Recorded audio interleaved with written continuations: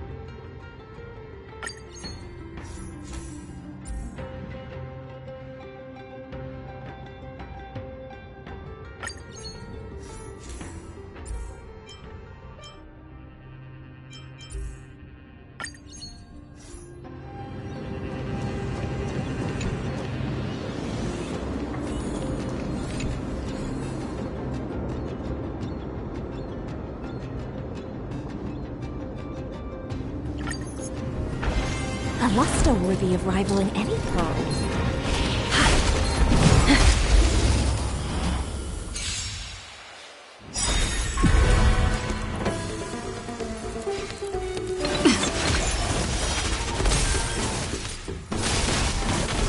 This is being in sync.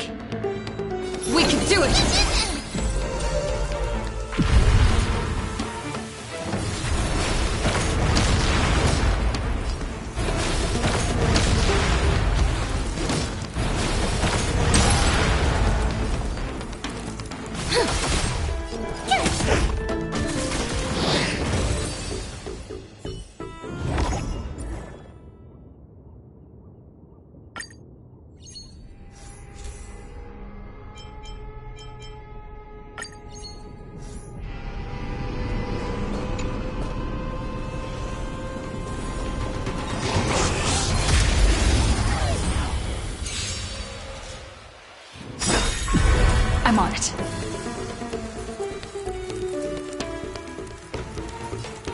choose you.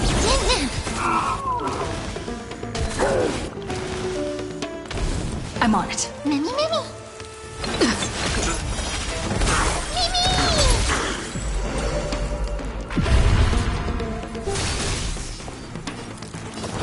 Sync with me. My turn.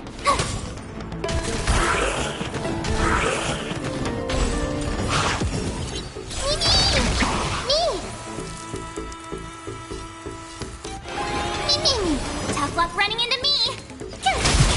Not a bad idea. Offer you a requiem. Be intoxicated.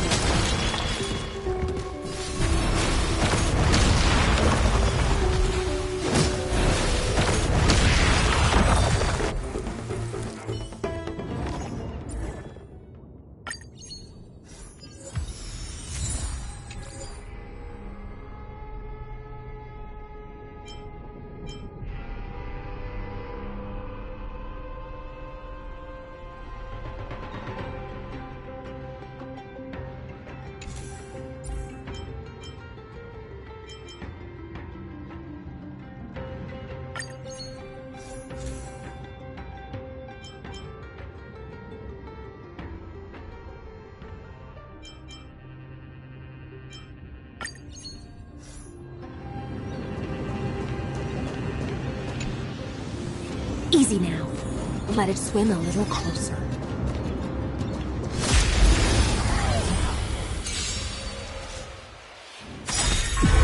Let's try it this other way. Trust me. We can do anything!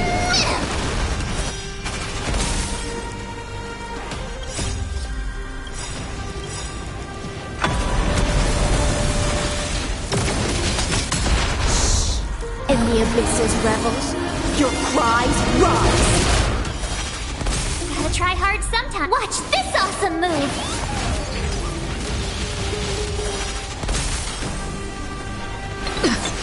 Mimi!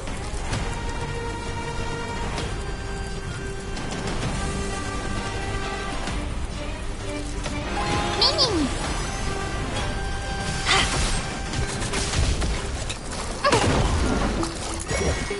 You're annoying!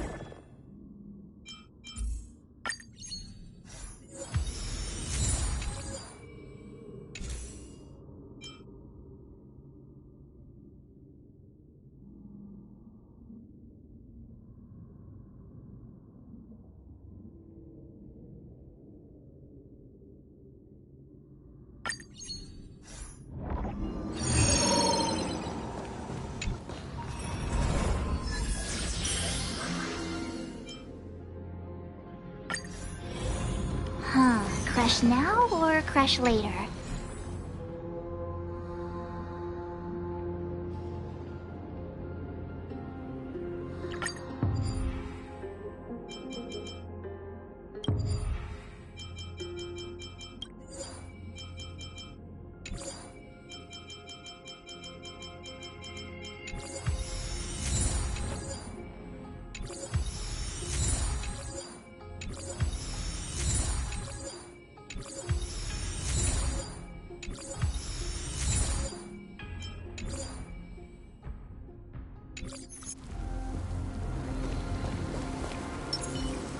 Easy now. Let it...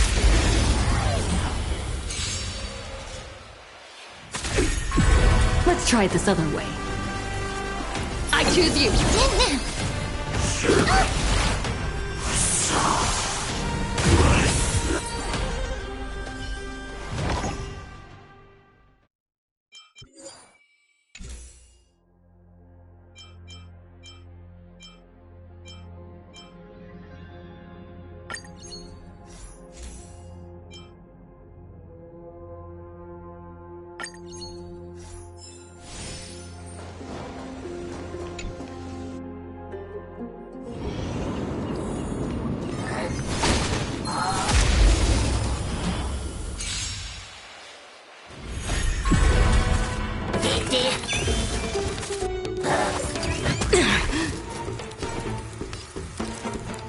We can do it!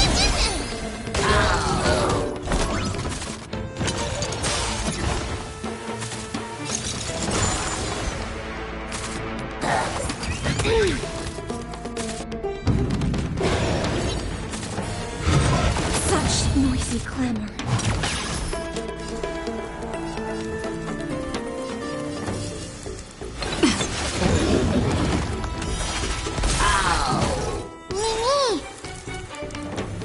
Trust me. We can do anything!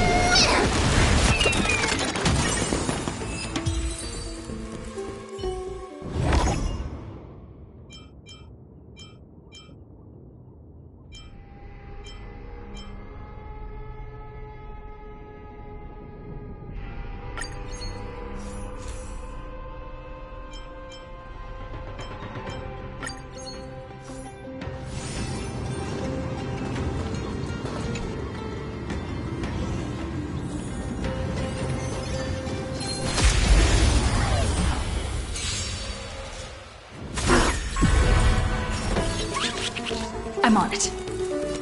I choose you! An insult to the... Try that again!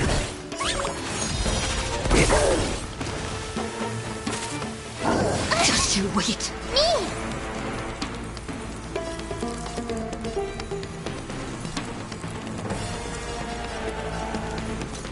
Me!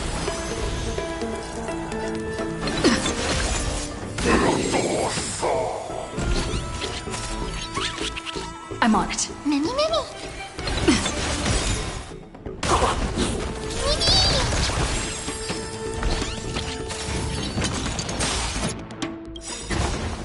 Trust me. We can do anything!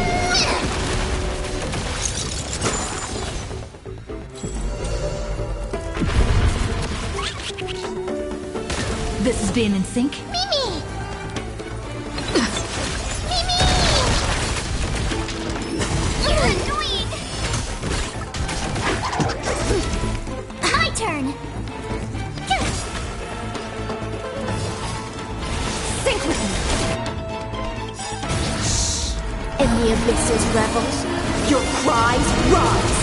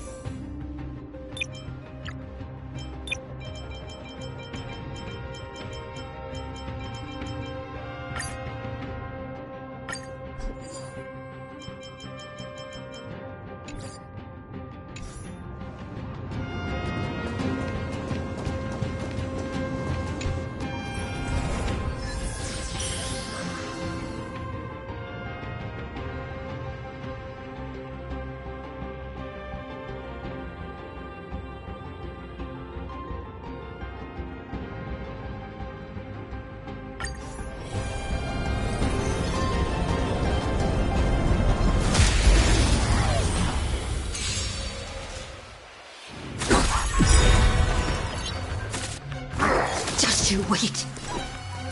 Trust me. We can do anything!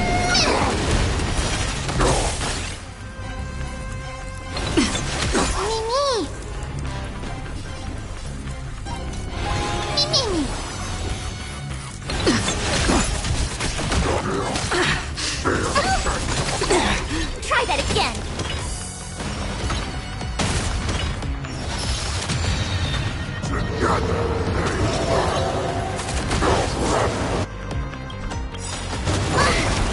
You can't run!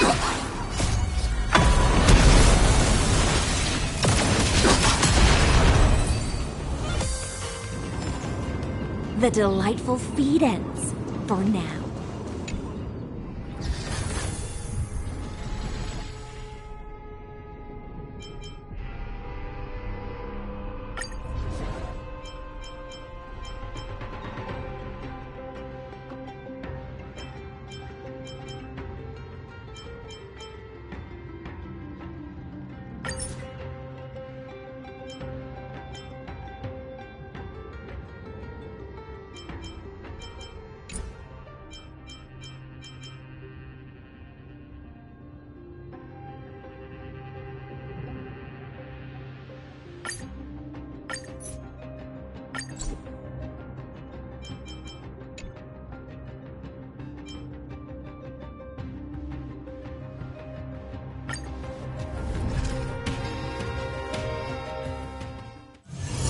It's still early. Where to now?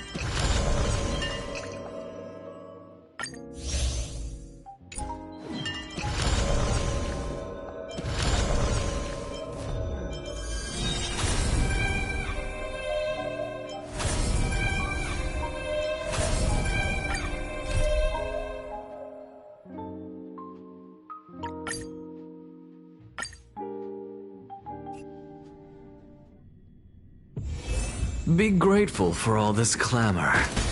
That is the sound of thoughts clashing.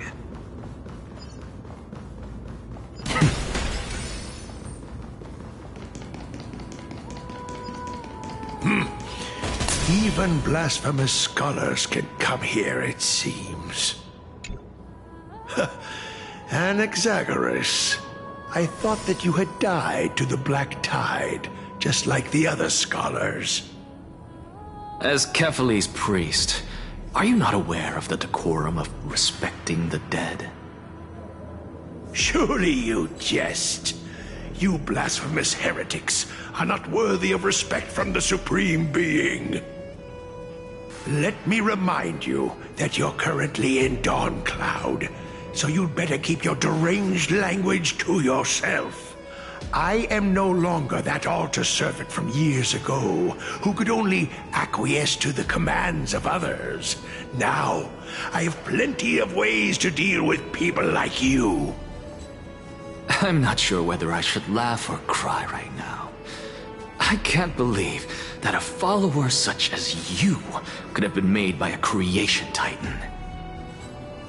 As I see it, a dead titan can't provide you with this level of confidence, right? Then who is it exactly? Could it be kindness? You. Seeing how fond of you Elder Kindness is, I shall let that slide for now. Leave immediately, and don't impede us from receiving the Supreme Being's blessings. Seeing as we were able to hear of this matter from the mouths of others, it seems that kindness is indeed quite sincere toward us. Perhaps this affair will proceed smoother than I had anticipated. Oh my, what a thrilling confrontation. As expected of one of Kephales's followers. Are you praising or insulting him? Praising him, of course. As a believer of the God of Deliverance, it is only natural that he detests evil. Didn't you hear me? I asked you to leave. Go as far away from here as possible. Don't mutter to yourself like some sort of madman and disturb my meditation.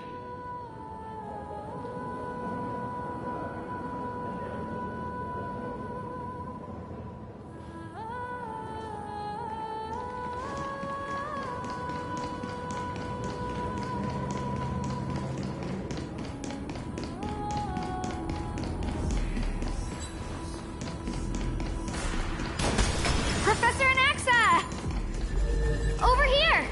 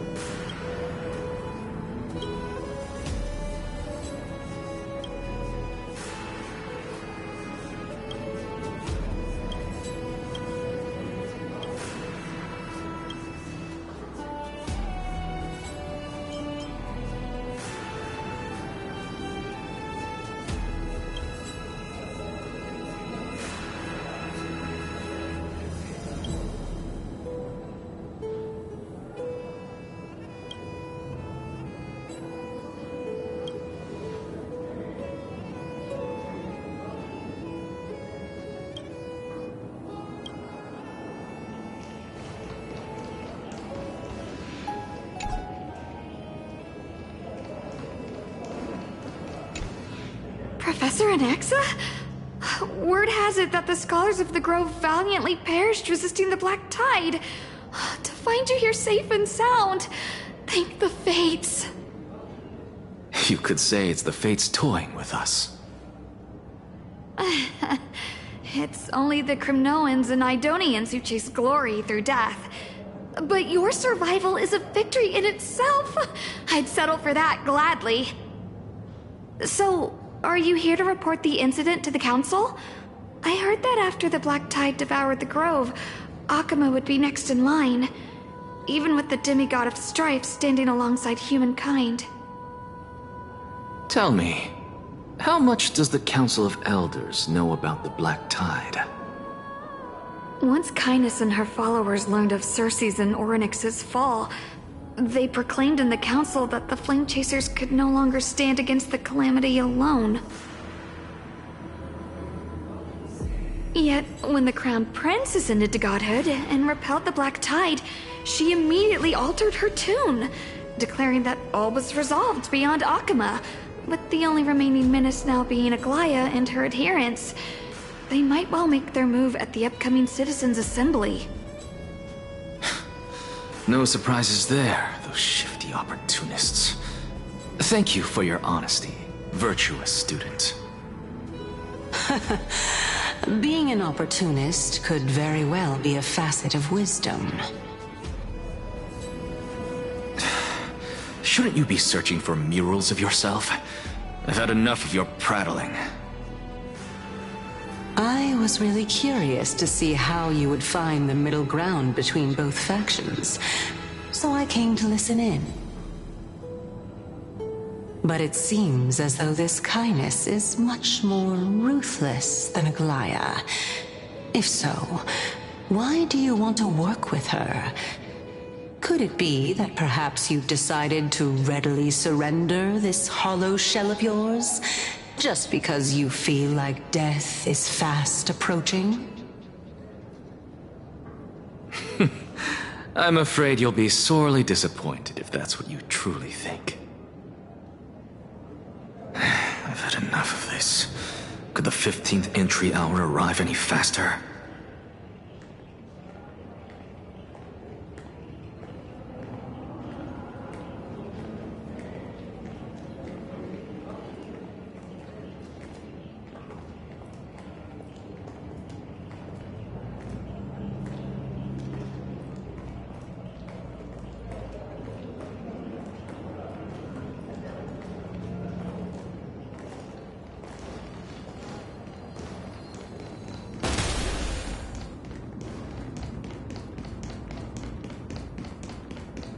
Oh, my.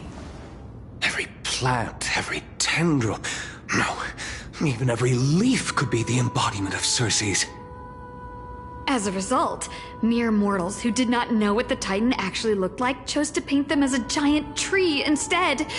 Their wisdom was portrayed as fruit, to symbolize how they shared their knowledge equally among the masses. Such exquisiteness indeed. This mural is quite abstract. I really can't tell whether you are praising or demeaning yourself. Now I'm quite curious whether the Reason Titan has studied figures of speech before. Of course I find such stylistic devices interesting. For all we know, this could be the answer to the question, what exactly are we? I, for one, am not willing to admit that I could look this ugly. Was this the reason why you failed in your attempt to refine my soul when you were ambushed at the Grove? Since you are aware of this, why did you save me back then? From my perspective, this point alone was enough to separate you from the average person. How do two lunatics coexist in the same brain? Therefore, it seems that your journey to Dawnfloud this time is not just to seek protection. What, then, is the intention behind your actions? The entire plan is stored in my memory, so why don't you look there? Then don't mind if I do. 1 year old, 2 years old.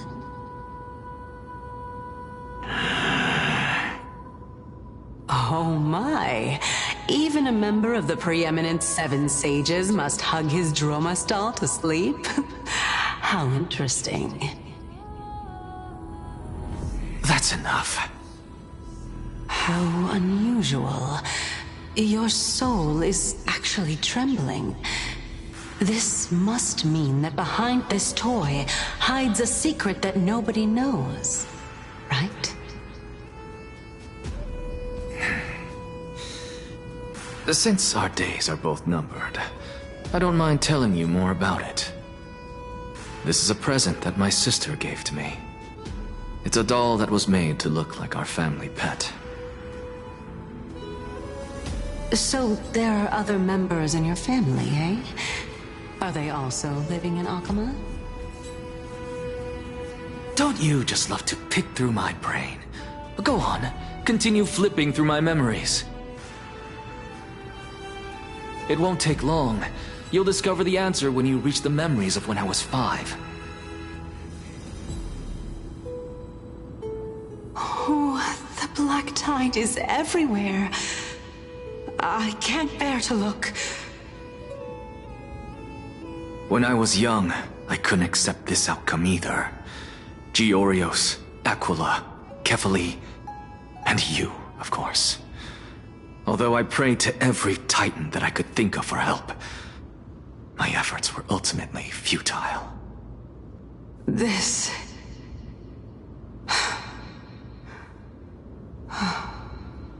Could this be the inception of your research into alchemy? Indeed it was. Everything started from that verdant courtyard of yours. When I was pursuing my education there, I naturally also came to learn of Thelesis' theory as well. Oh, I remember that person. He was the one to come up with the concept of souls, right? Not only that, he also believed that life, as well as the composition, movement, and transformation of matter, all stem from souls themselves. This is why I thought that, since all living things stemmed from the same origin, why could I not sacrifice myself in order to resurrect my nearest and dearest? Anaxa, you... I did it, teacher! But this is absolute blasphemy. Regardless of how much freedom the Grove provides, such an act could cause you to be burned at the pyre. Your beloved, where is she now? Send her away from the Grove at once, to a place where nobody will ever be able to find her. Otherwise, the both of us will be judged by the Council of the Seven Sages. Calm down, teacher. My sister, she's still not in the mortal realm, even to this day. What do you mean? It was naive of me to think that I could snatch the deceased from Thanatos' grip by merely sacrificing one eye. Equivalent exchange. All I received for that price was but an opportunity to see her for one final time. Nothing more.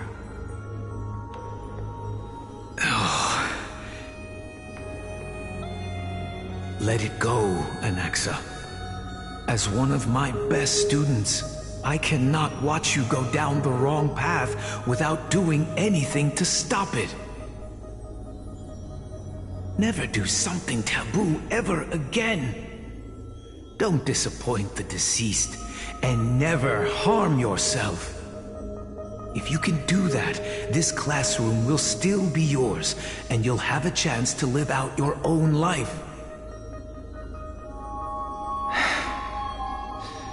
Since I was able to see her one last time, I have no other desires. You're right, teacher. It's time for me to start a new life. I am sincerely glad for you, child. Now then, what topic would you like to study? I wish to continue Thelesis' research. research into souls, but you know that the Grove has long since understood his philosophy like the back of their hands. Even if you continue digging into this subject, your efforts will likely be futile. No, teacher. After my fleeting glimpse of the deathly fog, I finally understood a single truth. Since ancient days, our understanding of the souls is but the tip of the iceberg. I may have lost an eye, but my view of the world has become clearer than ever. I have grasped the truth with my bare hands. Watch as I turn this farcical world upside down.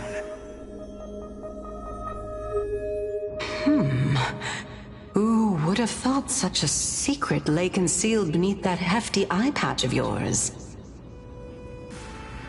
However, this story doesn't seem to be connected to your plan.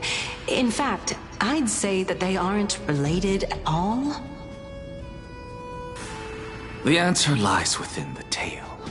If even you cannot understand it, perhaps you should relinquish the divinity of reason to me. After all, it'd be a waste for you to hold on to it. My story ends here. Now it's time for you to tell me your secret. After all, this is what equivalent exchange means, correct? As expected, you laid a trap for me to step into. Unfortunately, even if I was willing to talk about my past, I may not know more about it than you do. Oh?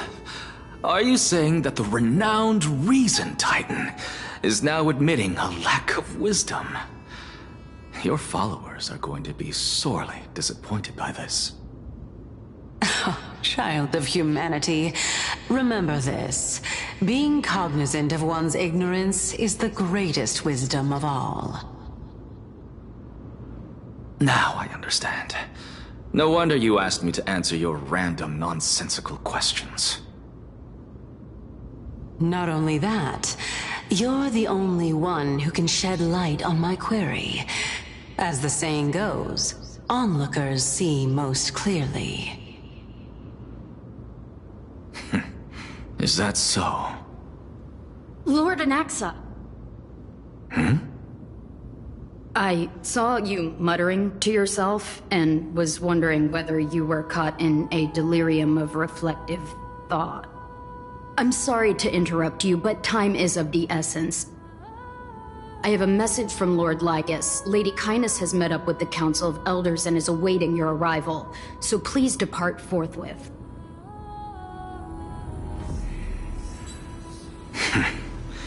It's finally time. Carefully. The one who created the world, and the one who bears the world.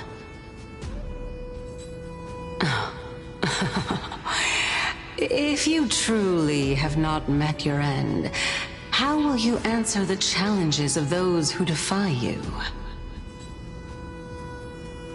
I didn't expect you to agree to Lady Kindness's invitation. What a wonderful turn of events. To tell you the truth, there are many people who hold grudges against that Lady Goldweaver.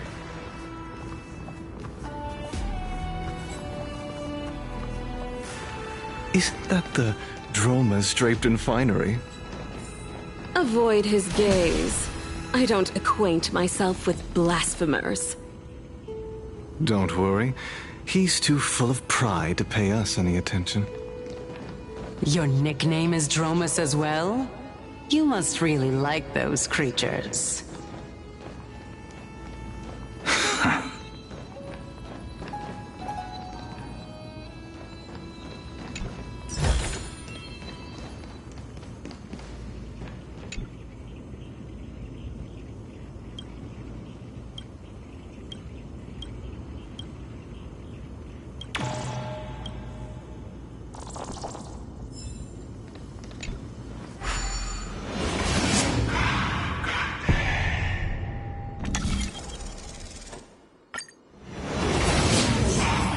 A student of Empedocles? I hear that his views run counter to the Venerationists. This is what being a scholar is about. A collision of ideas only occurs when there are differences in beliefs, and it is such collisions that lead to progress. Yet, in my view, there are only right and wrong perspectives. Lord Lygus and Lady Kindness are just ahead. I'll take my leave for now.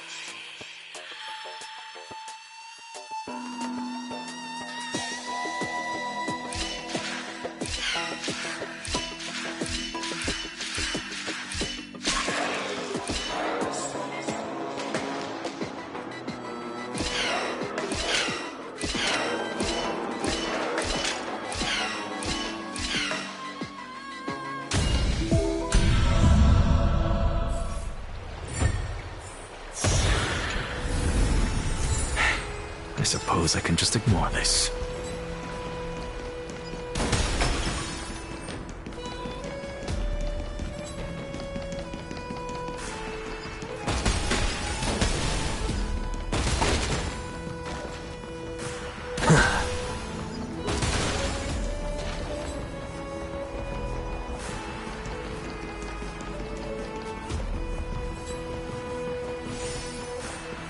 Welcome to the Demigod Council, esteemed guests.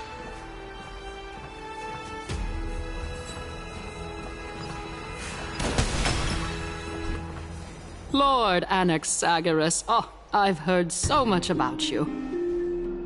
Head of the Nusporists of the Grove of Epiphany, notorious blasphemer, a Chrysos heir who bears Circe's core flame, a survivor of the Grove Calamity. Did I miss anything? Well, if so, please be so kind as to enlighten me. Since Lady Kindness is already well acquainted with me, I won't waste any effort introducing myself again. But then again, perhaps the customs are different here. Back in my hometown, there is a form of etiquette known as honoring guests. The host will welcome their guest with warm hospitality by treating them to fine wine and a cozy bed. And yet, ever since I arrived, I have not been welcomed with warm courtesy or ceremonial gifts. Instead, I am met with intense scrutiny. Even more absurd, the host has sharpened their blade and instructed their servants to lie in wait in the shadows. Perhaps you intend to cut open my heart, retrieve the core flame, and then hold a grand feast for all of the guests. Everyone, stand down. Thank you for understanding. I am but a feeble scholar who is not used to the stench of avarice and blood. No need to be humble, my lord. From my perspective, your courage and gumption are worthy of the reputation of the Seven Sages. Your bravery is more than adequate to accomplish our perilous endeavor. So, you wish to start a war? Well, since the Chrysos heirs are calling for war, we will respond in kind. Conflict is inevitable. Since Aglaya endeavors to suppress the virtuous commoners with blood of gold, we will not hesitate to display the rights and mettle the citizens of Akama are so entitled to. As to your question of whether peace is still a viable option, well, to that I can only say this. Everything hinges on the next citizens' assembly and whether they have a sudden epiphany amid the clamor of the masses. And since you, as a Chrysos heir, accepted our invitation, you have indeed given us a glimmer of hope. What brazen arrogance. What you're saying right now is worlds apart from what you were saying before you retired your cleaners. I don't deny it. After all, they're responsible for cleaning up any threats, and just a moment ago, you were on the side of the Chrysos heirs. But now that you're an ally of ours, we can continue talking somewhere else. As you know, these walls have ears. I was fortunate enough to have the opportunity to discuss a treatise about the Venerationists with your teacher, Empedocles. Yet, it seems you subscribe to the Nusporists instead, Lord Anaxa. I've heard that this school of thought is one with many detractors. It's normal for ideas to have supporters and dissenters, just like how there are two types of people in this world: geniuses and dimwits.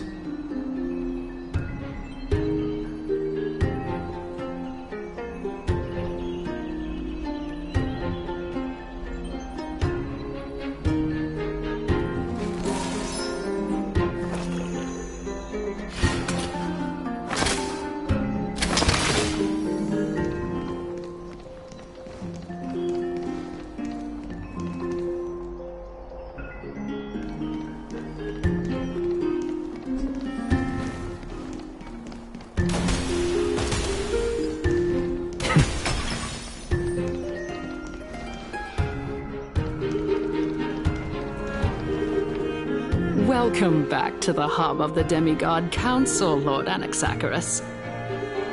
Surely you remember that countless eloquent orators have stood in this spot before and emerged victorious by stoking public sentiment with their words.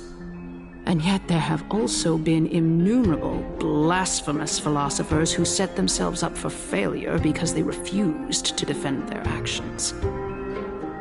This tiny stage is the most profound embodiment of Akama in centuries. In 15 days, this site shall also become the most important, as well as the final turning point in Akama's history. May the both of us carry out our duties with honor and lead the masses back toward the Erechrysia, a golden age with no death, strife, or trickery. Oh my, 15 days and nights. That aligns perfectly with the date of your demise. Could such a coincidence truly exist? Using death to prove myself fits my intentions perfectly. What strong conviction you have, as expected of the hero who dared to stand up to the Gold Weaver. As expected, she misunderstands you. That's enough, Lady Kindness. Dispense with the niceties. I only accepted your invitation so that I can serve the commoners alongside the members of the Council of Elders. Don't test my patience with such superfluous formalities. Well, you say that now, but surely you also require my aid as well, so that you can stay alive even when being pursued by the Golden Thread? You worry too much. She won't show her hand too freely, as she still needs to garner support from the masses at the Citizens' Assembly. Even someone like me can tell that only a sliver of her humanity remains. Surely you're not asserting that she will definitely act in a rational manner. As you're no doubt aware, Aglaya covets the core flame that I possess, which makes it the bargaining chip that allows me and the rest of you to negotiate with her. However, in return, I'll need the Council of Elders to support me as much as possible. Naturally, this includes the guards as well. You're well aware how valuable Circe's core flame will be in the Erechrysia that you are desperately pursuing. Talk is cheap, so you'd better act prudently as well. I understand. After all, this battle of wits is just a means for each party to acquire what they need. As long as your request is reasonable, the Council of Elders never shortchanges its allies. Since we're both intent on mutual cooperation, let's not mince words and just speak plainly to each other. Let us decide how much we can secure for ourselves and how much we're willing to sacrifice, like true philosophers, with our words and wisdom. Continuing from the earlier topic, let us discuss our common enemy, Aglaya. She is the second most experienced Chrysos heir across the whole of Akama, who has gradually lost her humanity to the ravages of time and the ablation of the core flame. A formidable opponent indeed. Admittedly, there is ample reason for her to take your life. Yet your previous reasoning is quite sound. As a seasoned political animal, it's unclear whether she will actually cross that irreversible boundary. Moreover, she still needs you alive so that the Titan's trial can be completed.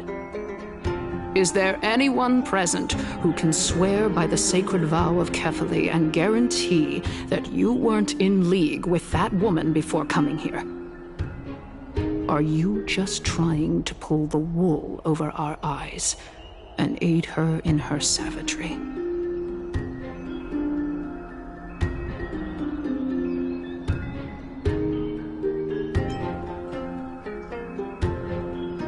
If Aglaya required a suitably intelligent Chrysos heir, then I'm the best fit for her needs.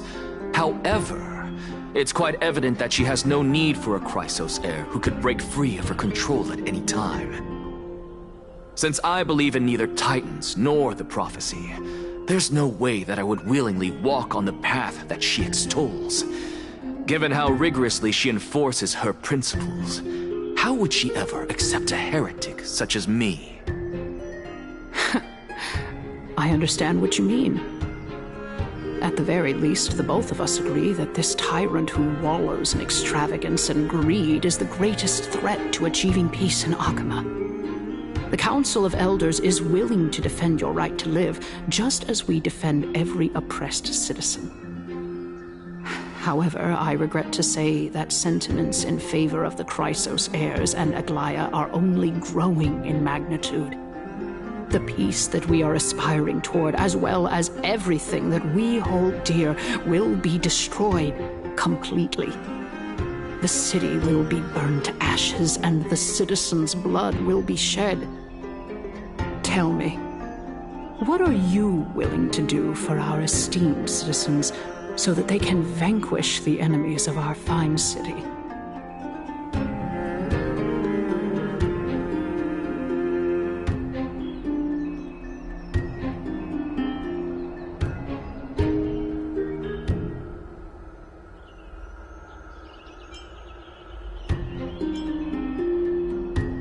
Although the circumstances are rather unfortunate from an objective point of view, it is an undeniable fact that ever since the Grove was attacked, I have become the de facto leader of the Grove.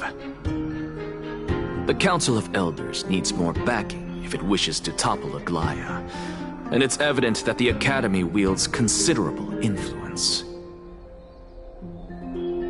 At the very least, I have served as the Grove's special envoy to Akama for a significant amount of time. Of course, this also means that I will hold a crucial vote at the Citizens' Assembly. In the name of Kefali, Akama thanks you for your sincere and valuable thoughts. At this stage, it's clear that you and I understand the benefits to be won from this discussion. Let me put it plainly. The Council of Elders has always been renowned for its fairness, and that fairness is built on a foundation of sincerity. The Council of Elders has vowed to all citizens of Akaba that it will always remain loyal to them. As for you, my lord, how will you guarantee that you will be able to live up to such earnestness and will not betray Akama's indomitable citizens when the opportunity presents itself? Just as you now betray Aglaya when it suits you.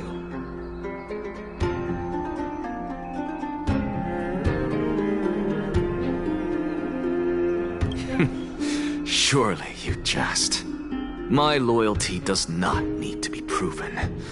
The fact that the Council of Elders is asking for proof of my loyalty is itself akin to a form of betrayal. I am incredibly honored to have witnessed the both of you bury the hatchet in a civilized manner. However, I am afraid that I must interrupt for a brief moment. As the Theoros, I have observed the following. Lady Aglaya, the Goldweaver, is currently on her way to Dawncloud. Oh. Well, I do believe that we might have a slight overabundance of guests today. Feeling dissatisfied, Lady Kindness? Despite the Council of Elders' lofty residence on Dawncloud, it must still tolerate the whims of the Chrysos heirs.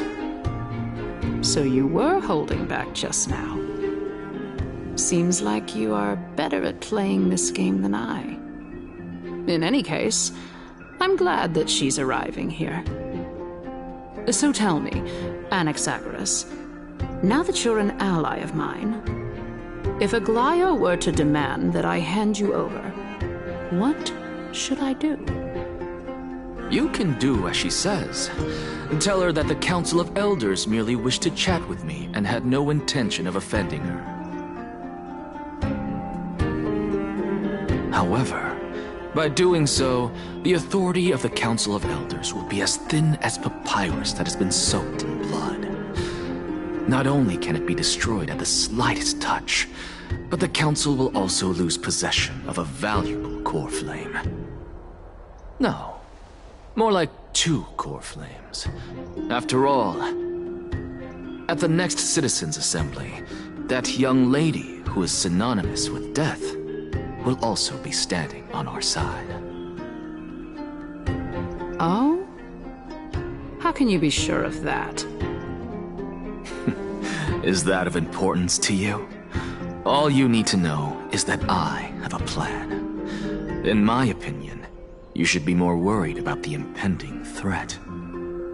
If Aglaia can seize me in full view of the masses today, she could also dismiss the entire Council of Elders in one fell swoop tomorrow. If that happens, the discussion that we've just had will turn into an utter joke instead. Is this the outcome that you wish to see, Lady Kindness? Fine. I will handle this matter appropriately. But you do best to remember this. Fool the people, and karma will be on your tail. I'll overlook it this time, but don't count on there being a next time. Unless, of course, you crave cruel punishment and consider suffering the perfect state to ponder the true nature of souls.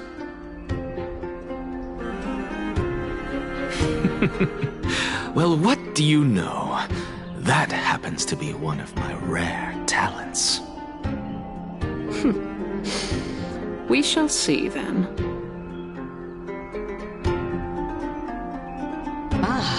I've got to say that you've managed to really impress me again. But shouldn't you be going after more? Dying to know what I'm after, hmm? I mean, I'm the reason Titan after all. It is in me to ask and seek answers. Easy there. You'll learn the answers soon enough. I didn't bring it up with her purely because she doesn't have the means to give me what I truly want. It's as they say, onlookers see most clearly. The true masters of Dawncloud have always been the Theoros, who watches over everything.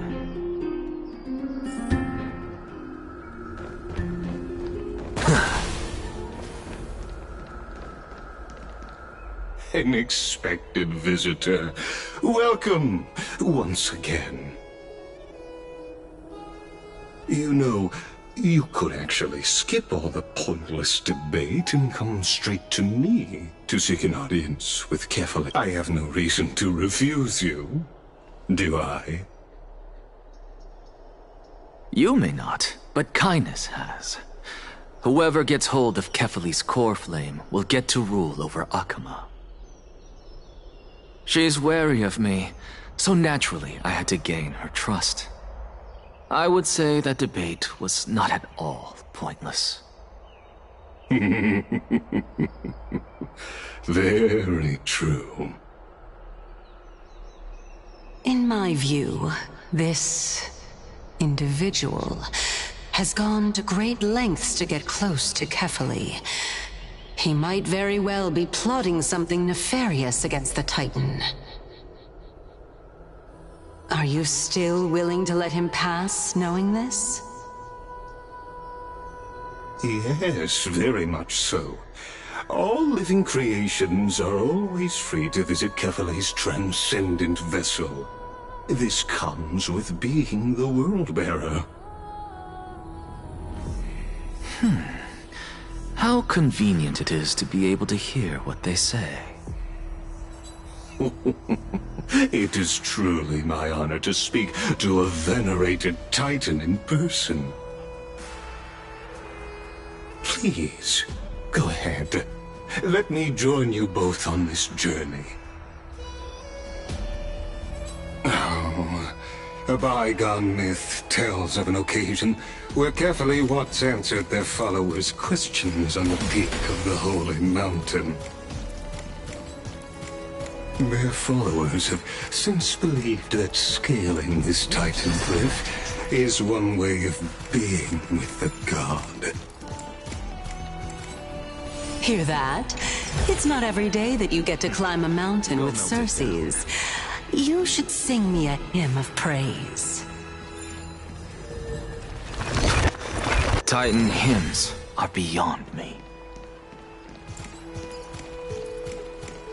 Watch this magic trick.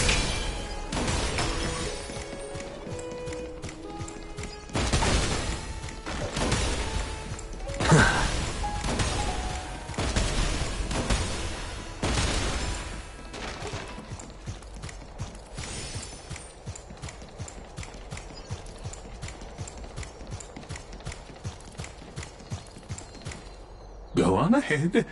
Take this Yanis shortcut, and the long pilgrimage stairway will be waiting for you at its end. I have to admit, I never expected you to not ask me anything. Not even my motive. Because I know very well what it is you are after. As the saying goes, a gentleman helps others achieve their goals.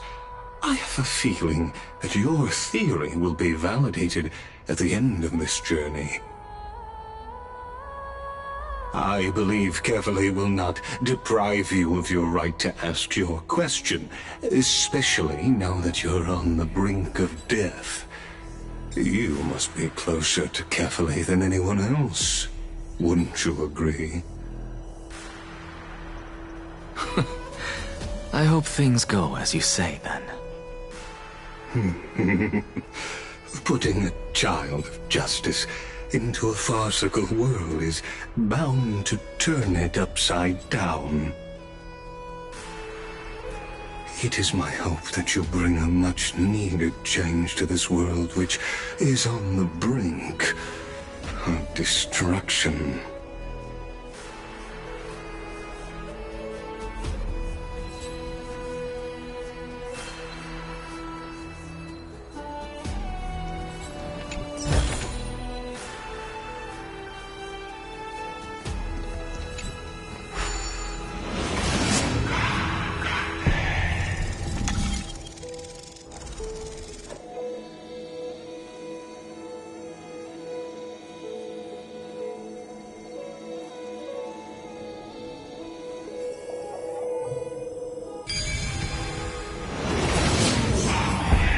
Honestly, this is my first time going up to Dawn Cloud's peak.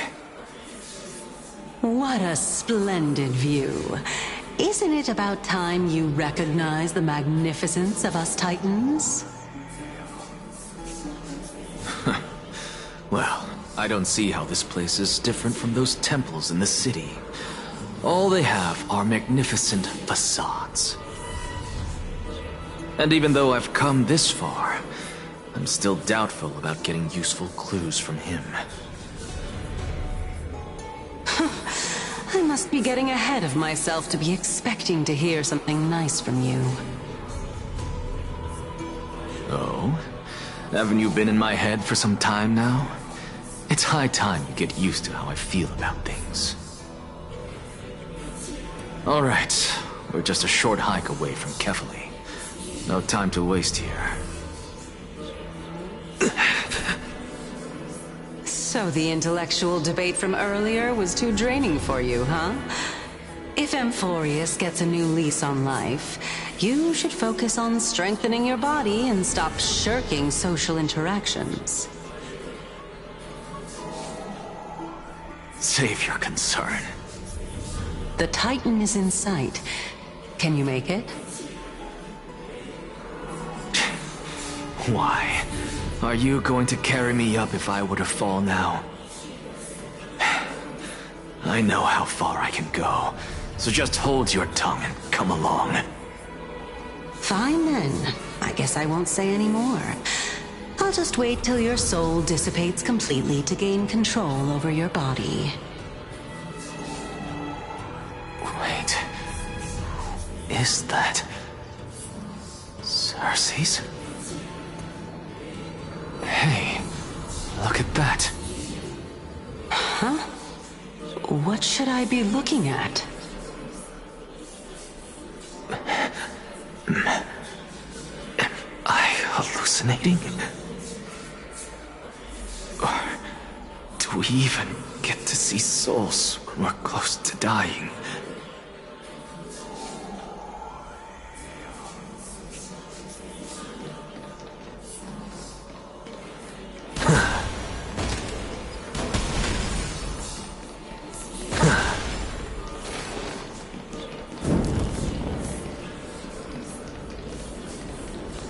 Oh? Why didn't you bring your favorite spear with you on this trip, Nias? Nias. I know I've heard this name somewhere. It's unfortunate. The Black Tide destroyed every last inch of my calyx. How could that be? Even a creation of Georios, from their prized ores and molten fire, couldn't escape the fate of destruction? Hey, Cersei's. Do you know a certain Nias? Nias? No, not that I remember. How did you even think up such a strange name? I just saw him. Nias. A warrior-like figure who was just chatting with you here. No, I have no such memory. Could you be hallucinating?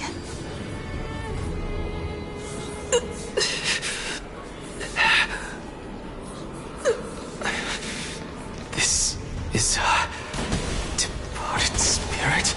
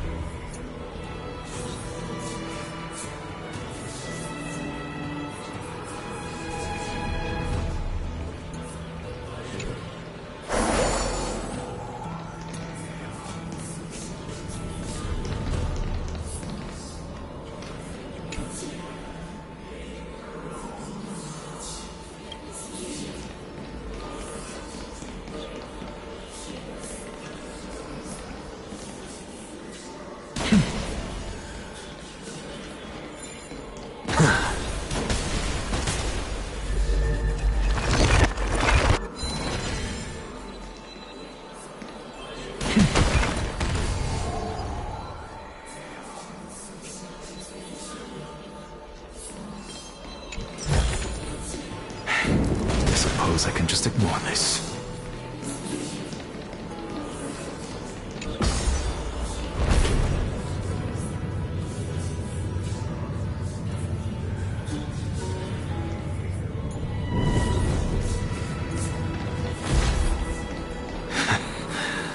You two again.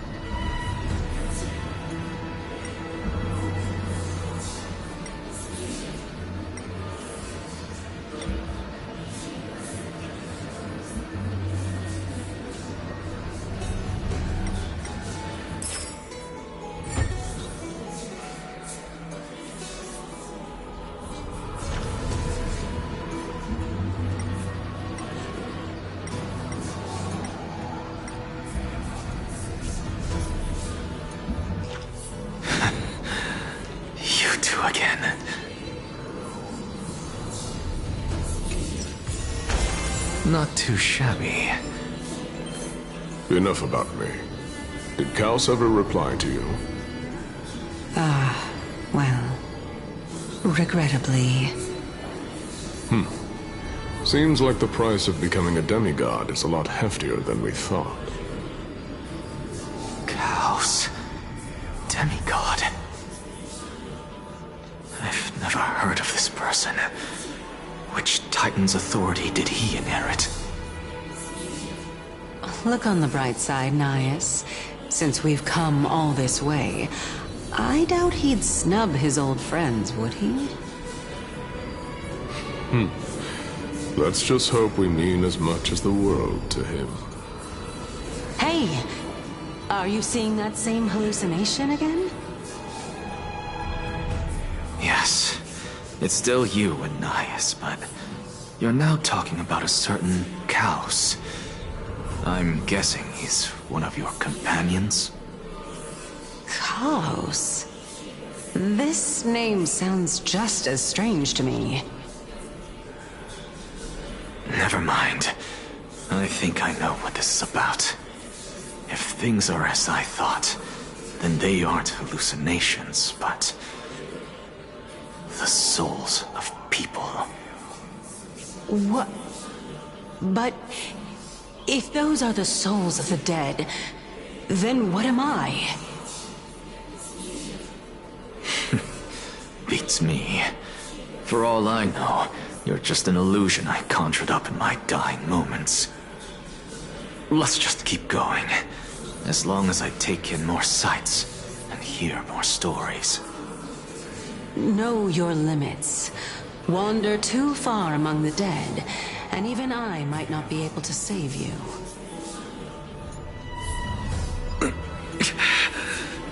I'm fine. If this is indeed as I thought, then this will be very amusing.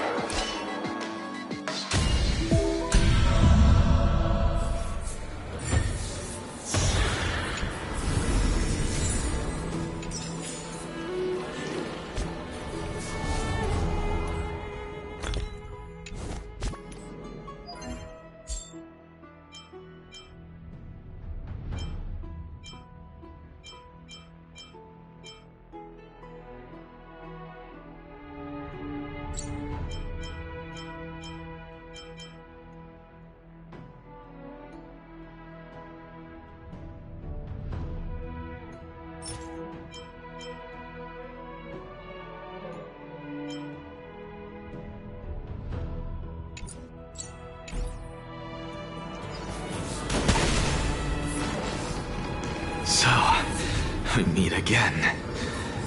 I'm sure you wouldn't mind a snooping ear.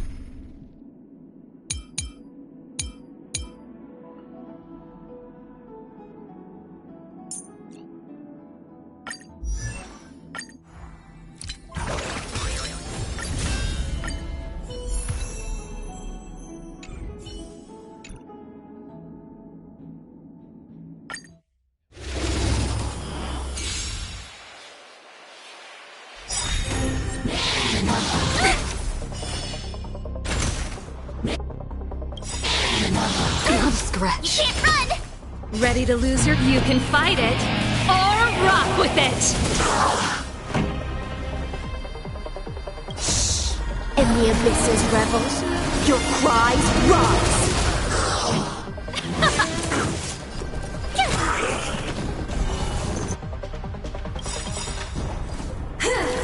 You're annoying! Lance ablaze. Lance, forward! Gotta try hard sometimes. Watch this awesome move!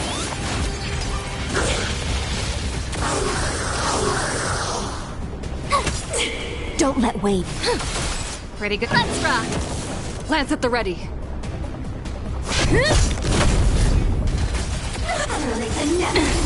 Try that again. Off. Remember this moment. I'm on. Don't let. Passing the time.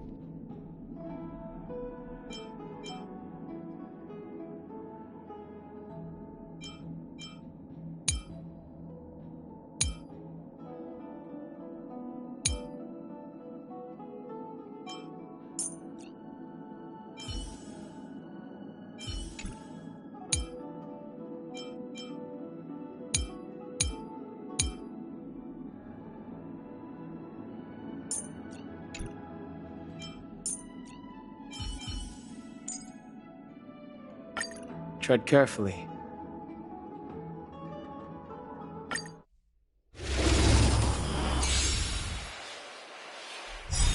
Fighting is meaningless. Ready to lose yourself? You can fight it, or rock with it!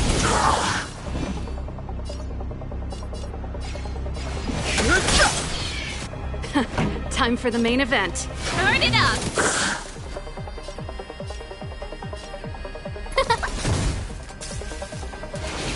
I'm...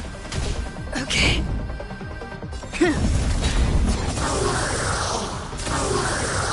I've no interest in conflict.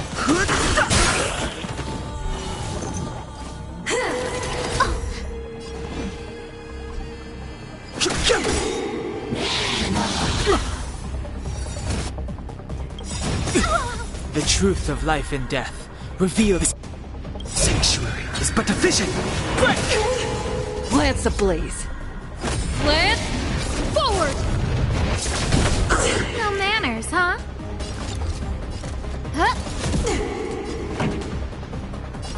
Keep up! Lance at the ready. Too late to repent.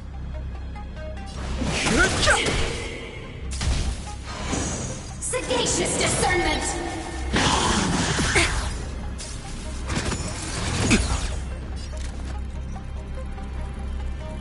Who will it be?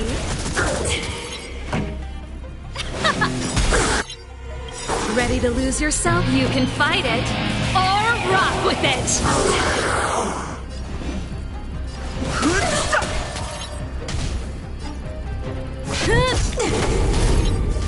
Passing the time.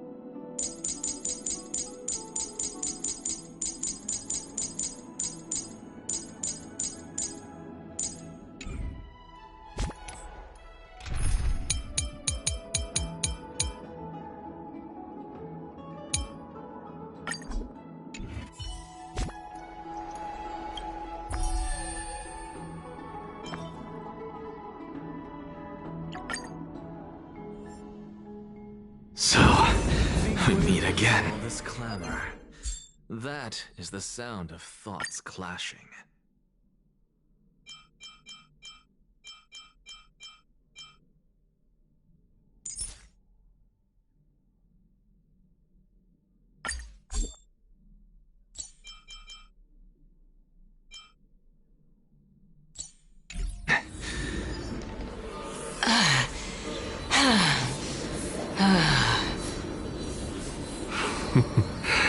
Can you keep going? Of course. I'm just... If I knew we had to climb a mountain, I wouldn't have come along with you. I guess this also counts as one aspect of the world-bearing burden. If Amphorius does have a next life, you may want to get your body in shape. Keep your sarcasm to yourself. I'm not getting anything of value from them. I would sooner throw myself off this cliff and hit rock bottom than exercise even a little. I am Calypso of the eminent Seven Sages, after all. Training would make me no different from those Helcalithist barbarians. Calypso. She's one of the Seven Sages. A member of the Grove? No, she can't be. I would know her name if she really were one of the Seven Sages. Hey, Circes. Does the name Calypso ring a bell? Circes? Daggone. Doesn't matter. I can do this myself. Looks like I'm nearly there now. The land of the dead. Oh, beautiful old world. Where are you now? Oh, legendary era Chrysia, return to the mortal realm. Splendid gods once walked the paths we walk. Alas, all that's left of that warmth is a hazy mirage. Why are you... Alchemy? You're chanting that too.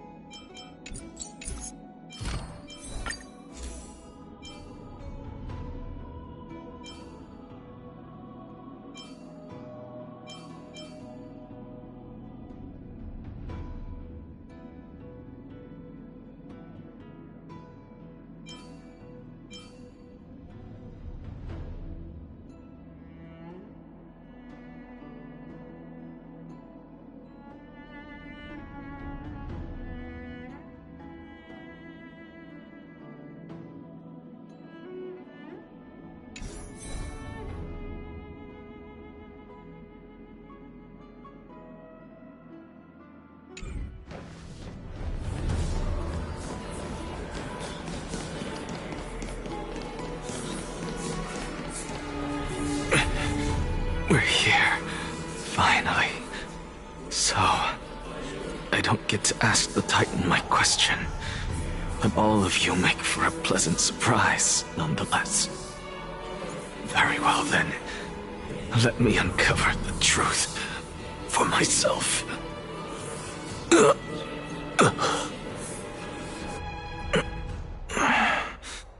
Did I still fail to make it in time?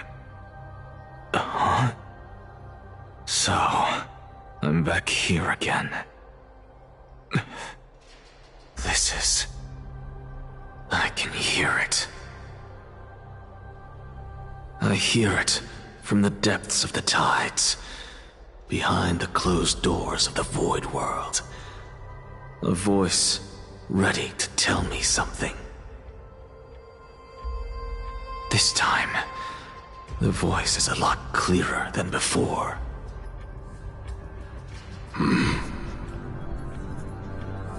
Since we've come this far, let's just wait.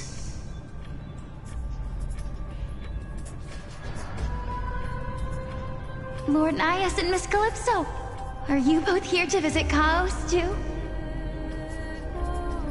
Yes, and we've been waiting for quite some time now. Regrettably, he hasn't answered us.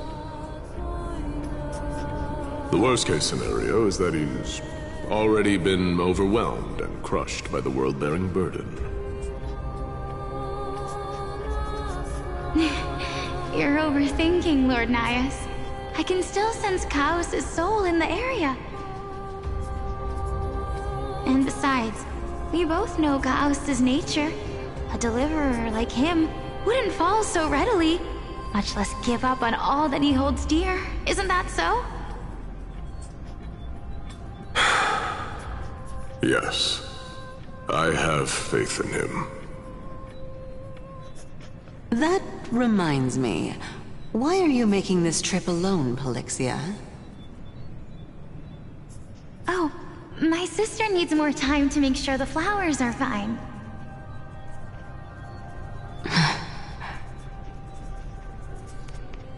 Such a pity. Both of you have hearts kinder than anyone else. Yet you are born only to take over Thanatos' divinity. Everything that I see and hear this time has left me shaken to the core.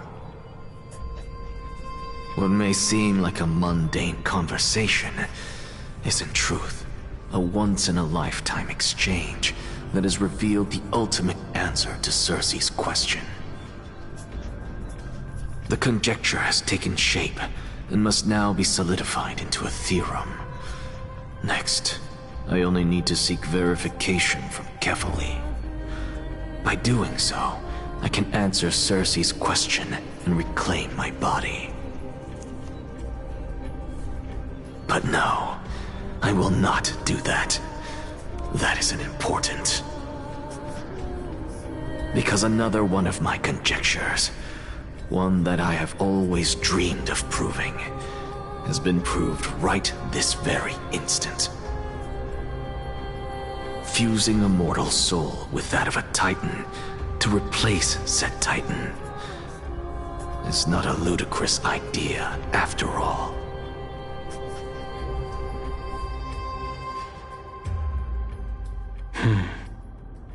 What are you thinking about? Just amazed at how this towering tree is Circe's divine body. It's a majestic sight. Is that so? You don't look the slightest bit amazed, though. Plus, you seem to be strangely familiar with the city around the great tree. Merely something from the past that I won't go into. Events of the past, huh? I was also a child when I looked up at Circe's. Their leaves and branches reflected the sparkling stars, and their trunk was like a pillar that supported the sky and ground. I stood at this very spot back then, imagining the day when I could climb to the top of this tree, because I would be the closest I can be to the sky at that spot. You're a sky priest, yet you study at a place that is home to the Reason Titan. That's rather counterintuitive. Don't read too much into it. I mean, can mortals even hope to reach Aquala's realm? They're a strict and draconian god. Nothing like Circe's. Reason is willing to share what is theirs with others, but Sky only expects people to revere them. You get what I'm saying, right, Denny? After all, the Titan that imprisoned you and Grey here in Amphorius is none other than Aquila themselves. Yes, I didn't count on provoking the ire of a local god. But there will always be people who dream of soaring towards the sky. The Grove has a wealth of research on Aquila, and that is exactly what we are here for. It's just... I never thought Grey would meet with something like that before we set off. As a physician, I should have been there by her side. Bad luck tends to come in streaks, so don't beat yourself up over it.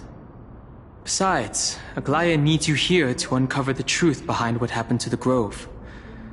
Let's just make the most out of this trip and keep a lookout for any documents related to the Death Titan. They could be useful to her. Yeah, there's no rest for the weary, huh? In any case, what we're looking for could be anywhere in this enormous grove. Let's split up to cover more ground. Danny, with your skills, I'm sure those monsters born of the Black Tide will pose no threat to you anyway. What about you? Will you be alright on your own? Have you forgotten that you're talking to the chief physician of the Twilight Courtyard? Have more faith in me. I'll be just fine. The silence in here is near deafening. With the vast amount of knowledge it holds, this academy is akin to a labyrinth of information. Even the cleverest of scholars would easily lose their way in here. I should gather my thoughts before heading in.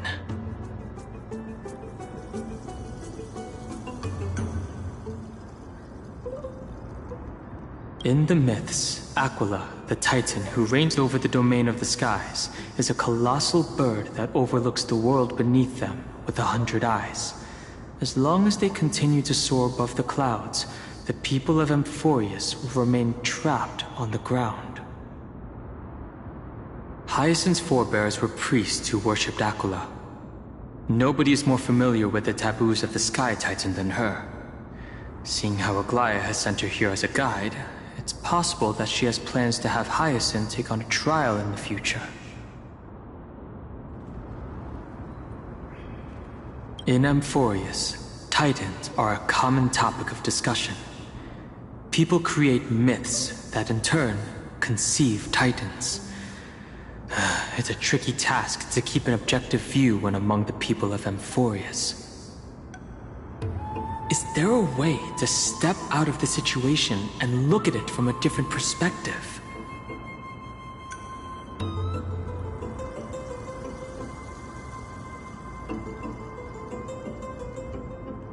Titans and Eons are two distinct classes of beings. Titans can communicate with us humans, and it is not impossible for us to overpower them. Upon their demise, we can even take over their divinity. In this regard, Titans can be said to be a lot more similar to humans than Eons are. Chrysos heirs are humans who possess heroic qualities, with most of them demonstrating extraordinary combat prowess and strength. Upon clearing a core flame trial, a Chrysos heir can even ascend to a demigod and inherit a Titan's divinity. Wait. Something about that feels off. Is this a selection process of some sort?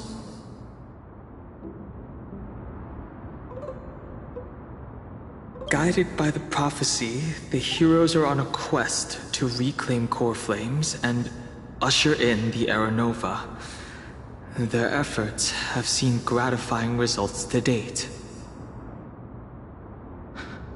As I expected, the prophecy is the hardest to make any sense of. But with barely any information to go on, no matter how much I ruminate on it, it won't yield any results. I should leave this for another time. I should probably turn my attention to something else.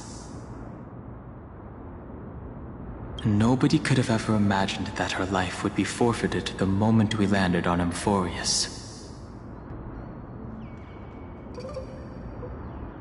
I should have done more to keep her safe. But it's not too late. We still have a fighting chance. The unique rules that govern life and death on Amphorius might just work in our favor and save her. The Grove is a veritable library of knowledge. Maybe they'll have records on a similar case? Please let there be one.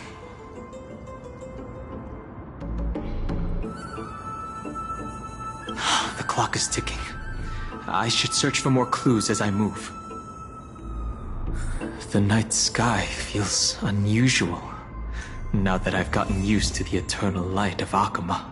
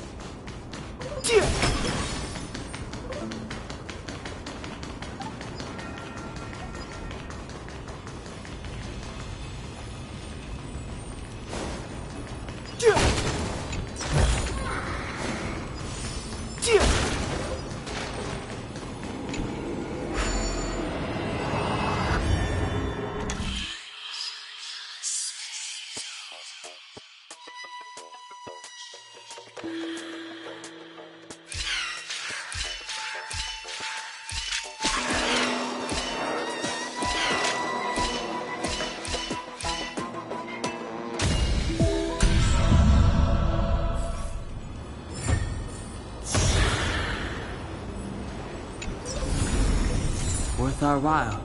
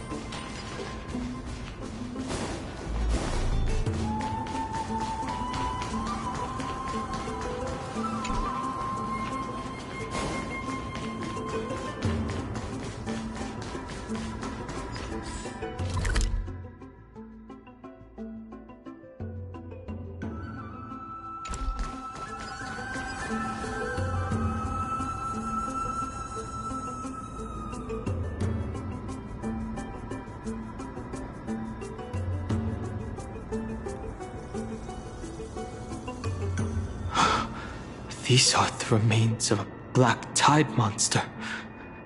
It does look different from the Titankin from up close. What's that underneath it?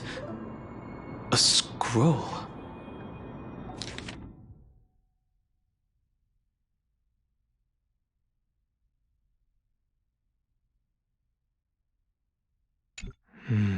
As I expected, the Grove doesn't forbid discussions about the sky. It's a debate between two scholars about the sky ships. Glaya also made mention of the ships when she interrogated us.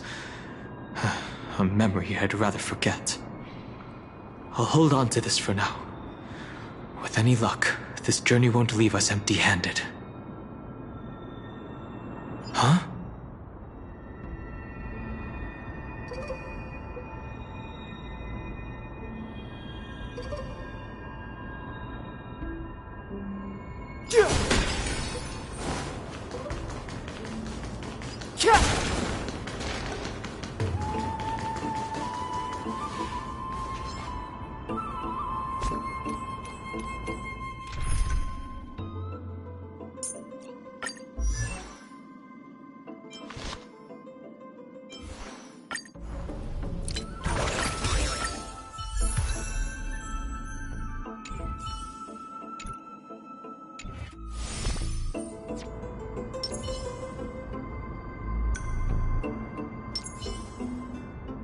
This will strengthen our position.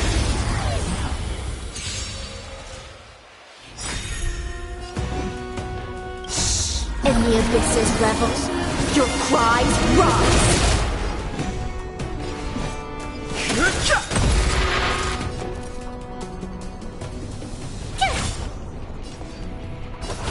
Think with me. Stay in step. Dreams do come true. Try that again! You can't run! I've no interest in... Don't... Fighting is meaningless. The mood is set just right. Let the show begin! Gotta try hard sometime. Watch this awesome move!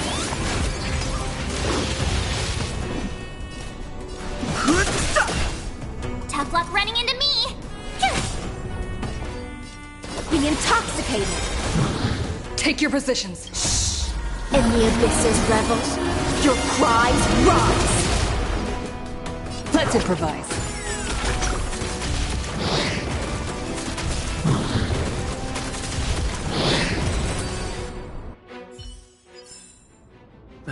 Past victories don't guarantee future ones. Please stay tuned. This will strengthen our position. That's Hyacinth. Why is she surrounded by so many monsters? As much faith as I have in her, it's probably a good idea to help her out there. Really now? This is way more trouble than I could have asked for. Need a hand? Or you could sit back and watch.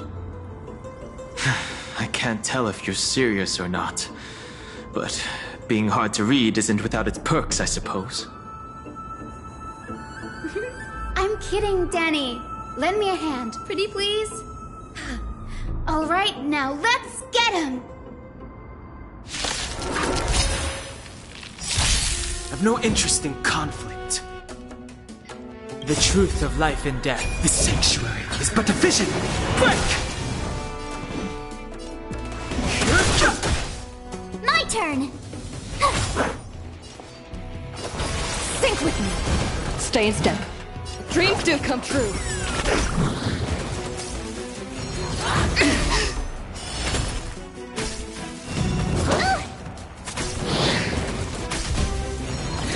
Go away!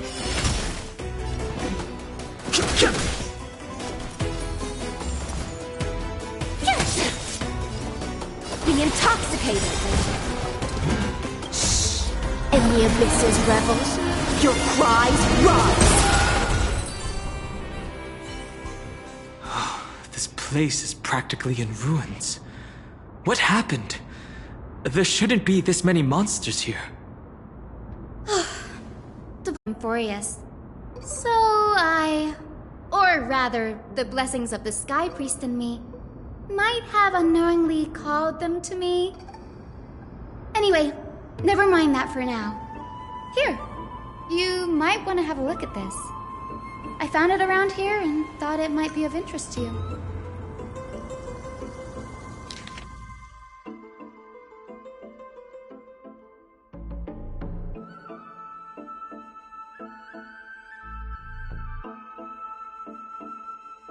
Anaxagoras.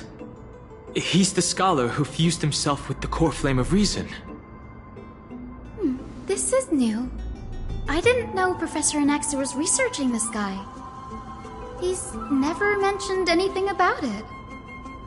Finan said Anaxa might be opposed to the flame chase journey. Might is an understatement. Anaxa has never been one to venerate the gods, nor has he ever found it within himself to put any faith in the prophecy. People have come to think of him as a heretic, even in a place as liberal as the Grove. Yet, it is also this very blasphemer that Circe's favors. Fate sure works in mysterious ways.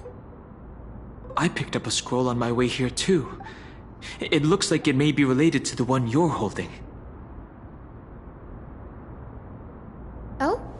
Let me have a look.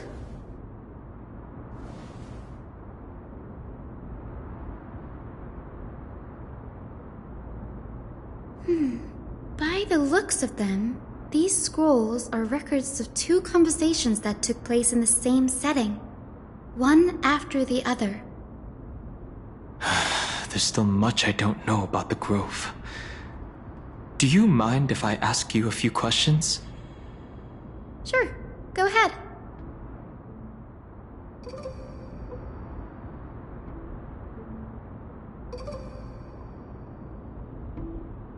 The Grove of Epiphany is home to 7 schools of thought. While all 7 schools are founded on the ideologies of Thalesis, the first scholar, each is unique in its own way. Among them, the Venerationists revere and worship the Titans the most. As the sage of the Venerationists, Euthyphro has always been at loggerheads with Anaxa. If we were to place the 7 sages on the scales of Talanton, Anaxa and Euthyphro would be placed on opposite sides to achieve balance. A very illustrative explanation. Thank you.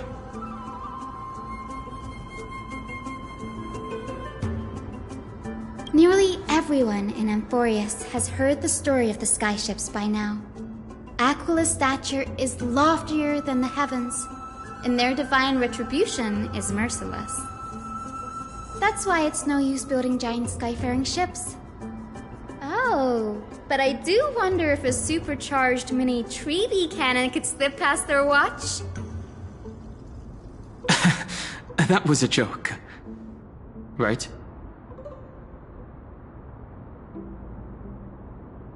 Newsporists primarily study the application of alchemy in soul repair. Everyone considers Anaxa a blasphemer, but that has never stopped him from sharing his ideas, no matter how taboo. If you must say that he's hiding something, then it's likely what lies beneath his eye patch.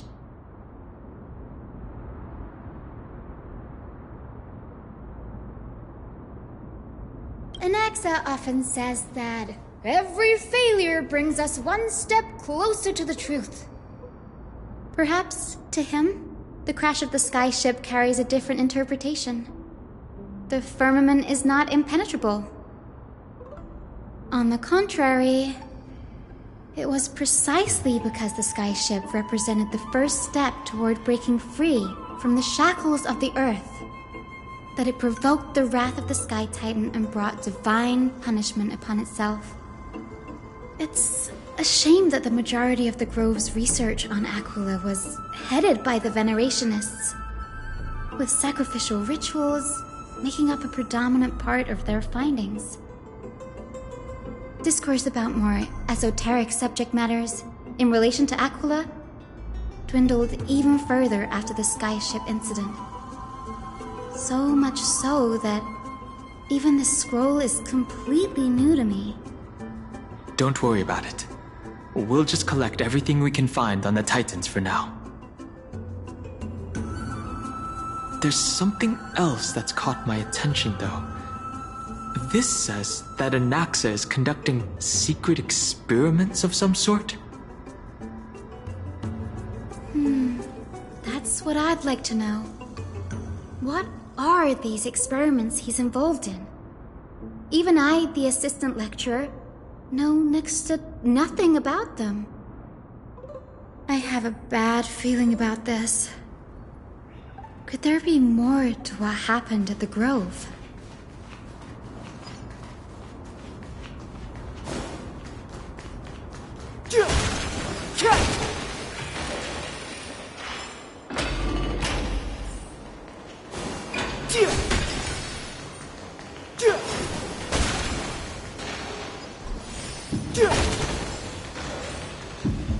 This is the Library of Philia, a place where the Grove stores its collection of tomes. Other than books written by the 7 schools, you can also find philosophical texts, ballads, and religious writings from the Outlands here. Cities that desire to learn from the Grove were apparently expected to contribute knowledge of equal value to what they sought. We've had more than our fair share of hilarious episodes over the years. For instance, it's said that the Erythrocheramists once borrowed a manuscript from a certain author, but ended up returning a copy instead of the original. What's more, the original manuscript was supposedly then hidden here. That doesn't seem like a nice thing to do. Nice? No need to hold yourself back, Danny. You can just tell it like it is. Their behavior was no different from bandits. Well, if you don't mind, did the Grove ever rob Castrum Kremnos? Whew. You've got me there. Some said you couldn't even find a dictionary in Castrum Kremnos, so I guess they were spared. There are too many books in the Library of Philia. Flipping through them all will take too long. Why don't we use the Biblioslate to search for the texts we need? We can bring them back to Akuma for reading after that. Agreed. This place isn't safe. We should leave as soon as we're done. There are still several more scrolls strewn all over the place. I'll gather them while you pull up those texts. This way, nothing will be overlooked.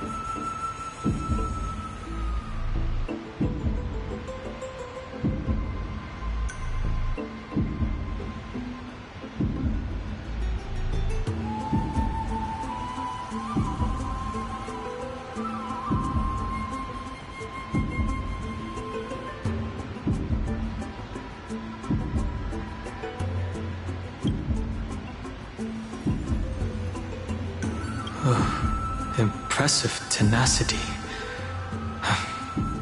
Hopefully it helped him survive the Black Tide.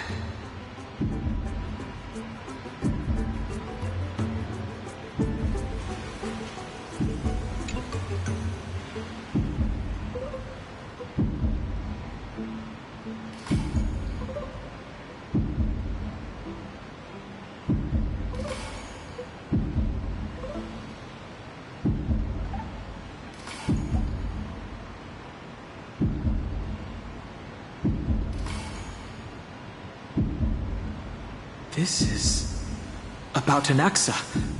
I should read this. Hyacinth, you should come have a look too. Ugh, it's so dusty in here. Whoa. Are these all complaints about him? I can already see what they must have written. Anaxa has no respect for the gods. His very existence undermines order in our society.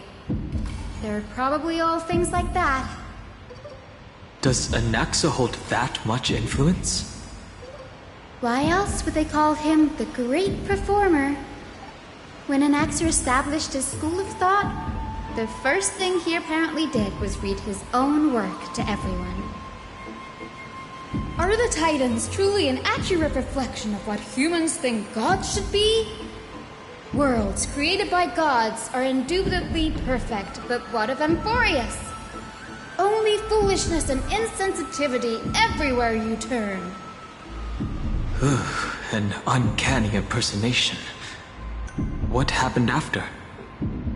They marched him straight to the seat of judgment before he could finish. Though what he took on in the end was more of a debate than an actual trial. he had to address every one of the scholar's allegations, or face expulsion from the Grove. The first allegation was... Do you agree that since the Titans created the heavens and earth, so the mountains, rivers, and seas must likewise be their creations? Am I supposed to put myself in Anaxa's shoes and answer that?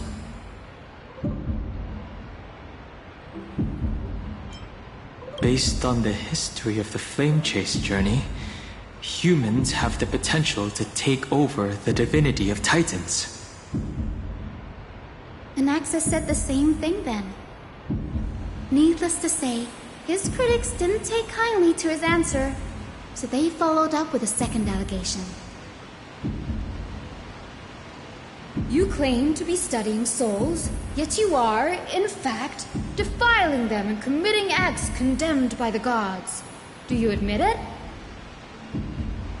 That's a serious allegation. Did he really do that? Anaxa always wears an eye patch, never removing it, even when alone. Some say he used one of his eyes as an alchemical ingredient. Every being in the world owes their safekeeping to Kithily, and this is even more so for the Chrysos heirs who have divine blood coursing through them. If he has really done something of that nature, then it'd indeed be sacrilegious. Thankfully, they had no way to prove it, so it amounted to nothing more than an allegation in the end. One by one, Anaxa engaged in wars of words against those who would challenge him. Toward the end, a scholar asked him, Anaxagoras, have you any respect for the gods? It was only after a brief silence that he answered, I have never denied that Titans are meant to be noble constructs. Oh, what he didn't say, that the Titans are not noble, rings louder in this case. Yes. I'm not sure how that controversy was eventually resolved. But what's for certain, at least, is that Anaxa was allowed to stay in the Grove where he continued his research, despite being regarded as a heretic. By the way, this stack of complaint letters has reminded me of a place in the Grove. We may find clues there that aren't on the teleslate. I'm talking about Anaxa's alchemy lab, hidden between the cornerstones. Given the Grove's meticulous approach to archiving, could there really be such an oversight right under their noses? It's a well-kept secret. Among the 7 sages, excluding the nominal chief sage, each has a private sanctuary where they can conduct research undisturbed in their free time. Even the administrators of the Library of Philia are restricted from accessing those places and documenting the sage's research. But with the Grove in this state, I'm sure Anaxa won't be mad even if we sneak into the lab for a short while. Right? These trees, they're like a maze.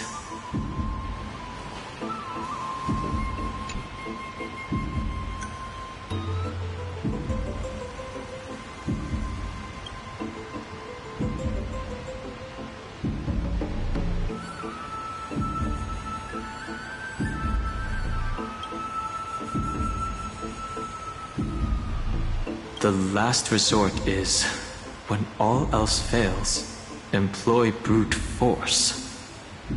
Well, this isn't going to be of any help, that's for sure.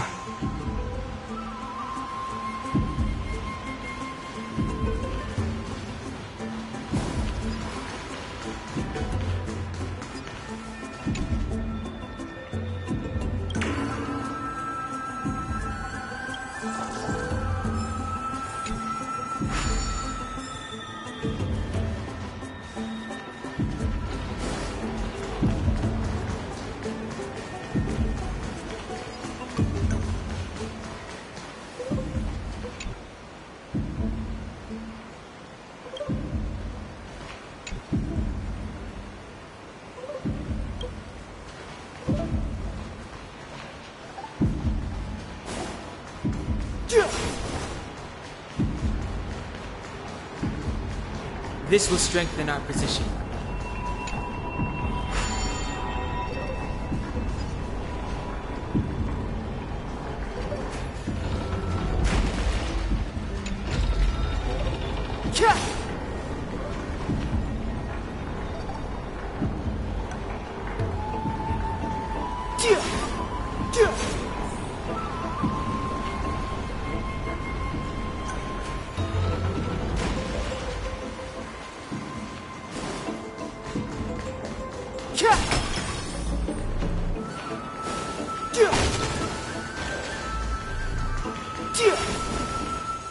This is the place, but where is everything?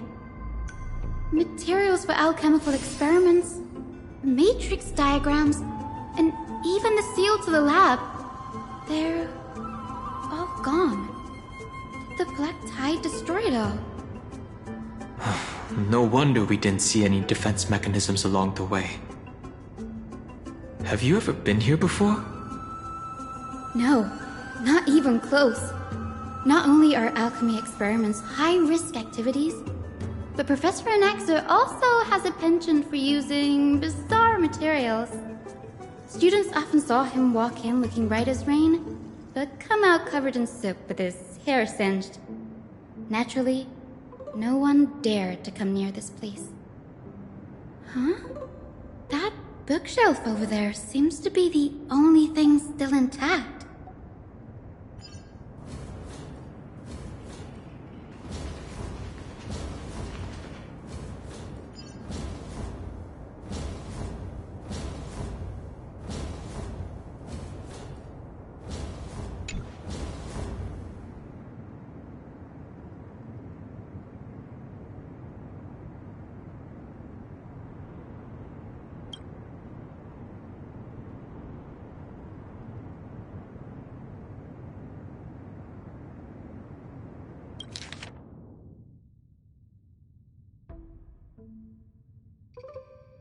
What's going on? Anaxa is conducting research on our friends in Alchema and... me? This journal contains several intriguing points.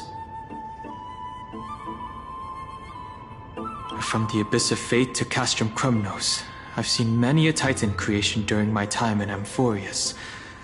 Life forms created by Circes can also be found in the Grove.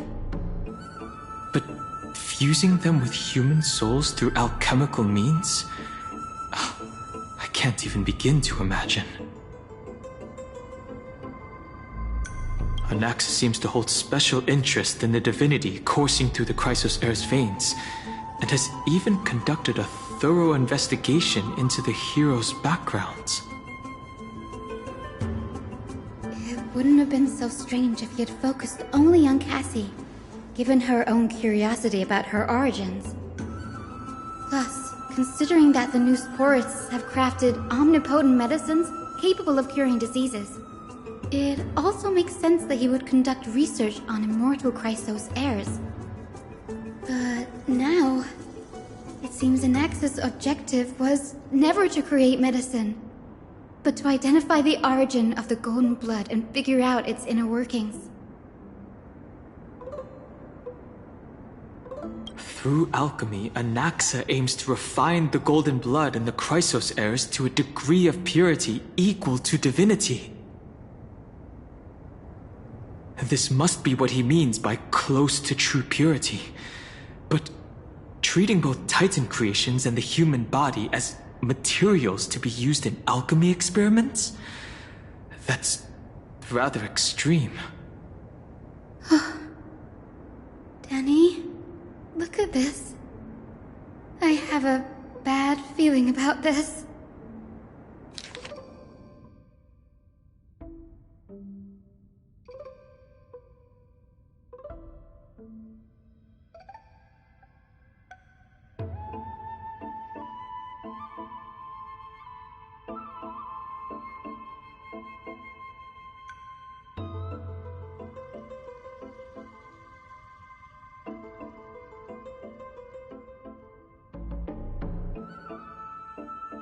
My biggest fear. It's come true. After going through his notes, I think I can piece it all together now. Anaxa was carrying out experiments on soul transmutation. Do you mean he's trying to reconstruct human souls alchemically? Yes, this is what he was secretly conducting research on. Something he had to keep hidden from others. Compared to his public speeches, this is the real blasphemy. Oh, I just thought of something. What's wrong? Do you remember when the Black Tide was approaching? The Grove had planned to send Cersei's core flame to a safe place. But an accident happened along the way, and Anaxa lost his life in the process? But Cersei took over his body and resurrected him, which led us to the situation we're in now. That's right. But what if Professor Anaxa's fusion with the core flame of reason wasn't an accident? What do you mean? Put yourself in his shoes. Knowing that the Black Tide was closing in and your time was running out, what would you have done?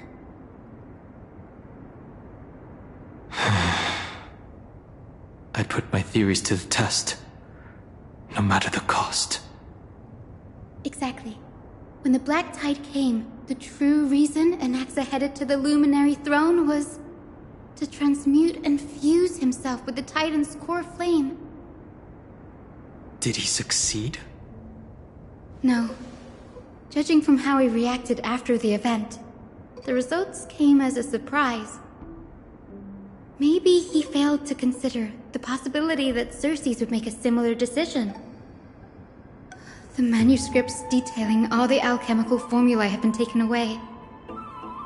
His research is still ongoing. Could he have taken them for other purposes? Like, what? There's only one Titan left in the world now. No. No way. To conceive an entity of perfection, one must first understand the principles of creation. If Anaxa is in Akama now, then that means...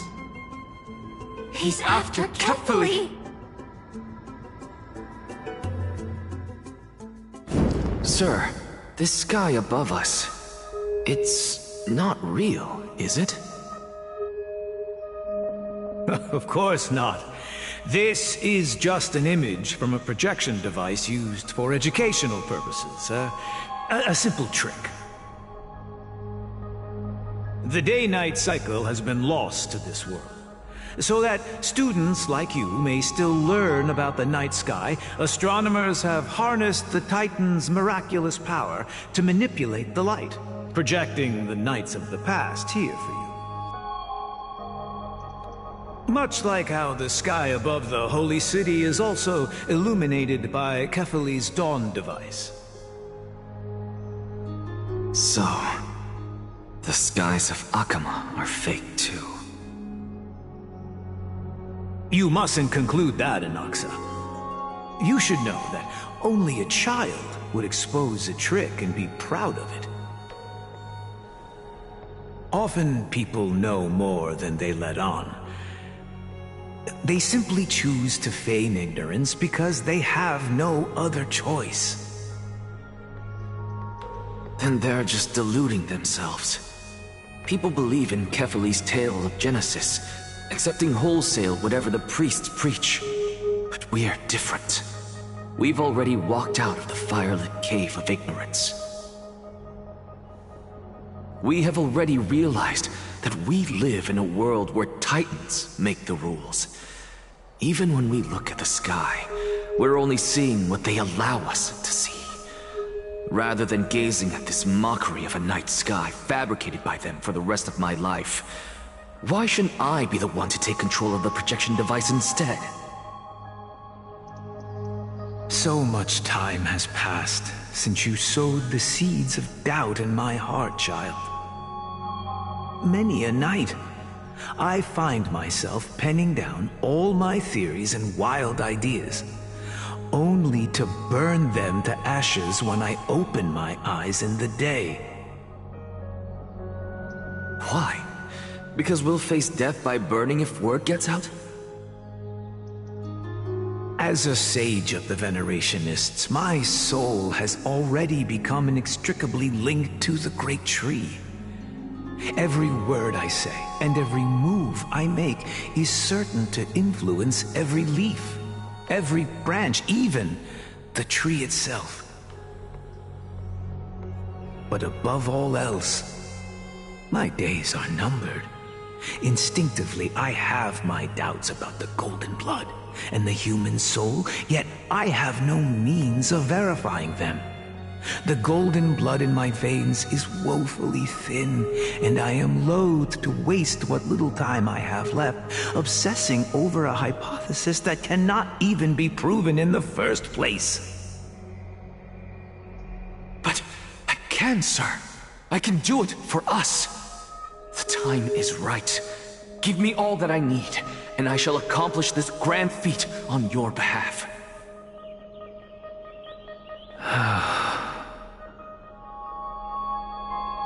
You're right. I shall do just that. In the next meeting of the sages, I will spare no efforts fighting for the rights you deserve. Go. Establish your own school of thought. Find out what we are. Become the one who conquers the ultimate truths of the world. Child of humanity. You didn't go to such lengths for an audience with Kefali. Just ask him a few questions, did you? So, you figured it out. If I were as foolish as a Dromus, perhaps I'd throw myself down and prostrate before their greatness, begging for the gods' prophetic wisdom. Well, sorry to disappoint, but I'm no Dromus. Alas, I am a human, standing tall on 2 feet, possessing both intellect and pride.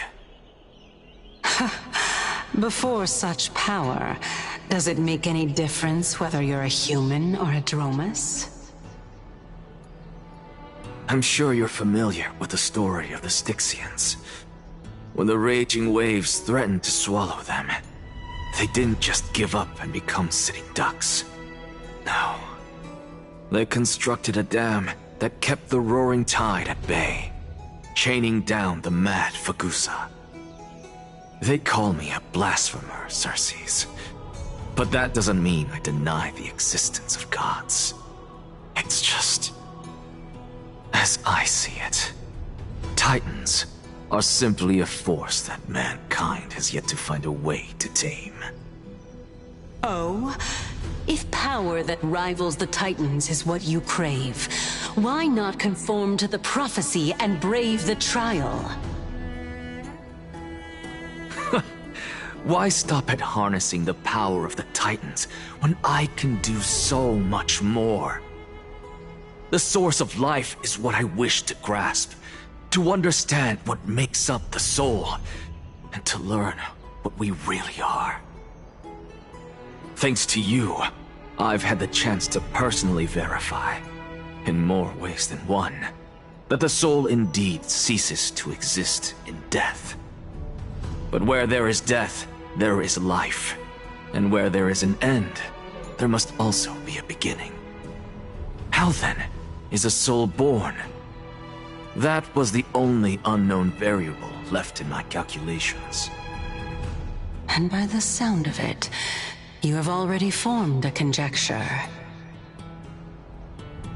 No, I have already drawn a conclusion. In my journey unto death just now, I finally saw the answer with my own eyes. Professor Anaxa. I'm here. Her life hangs by a thread. I must ask you to refrain from taking any unnecessary steps. Of course. I'll bring this to a conclusive end, and give you the answer you so desire. However, in accordance with the principle of equivalent exchange, I must also demand from you what I need. As you wish. Don't you care to know what the price might be? It's a matter of uncovering the truth about the Death Titan and her survival. This may be the only time I can ever save someone's life. There is no need for me to think twice. I see. In that case, let the show begin. Indulge me. Am I correct to say that you intend to prove Thanatos' whereabouts and prove the nature of our existence now?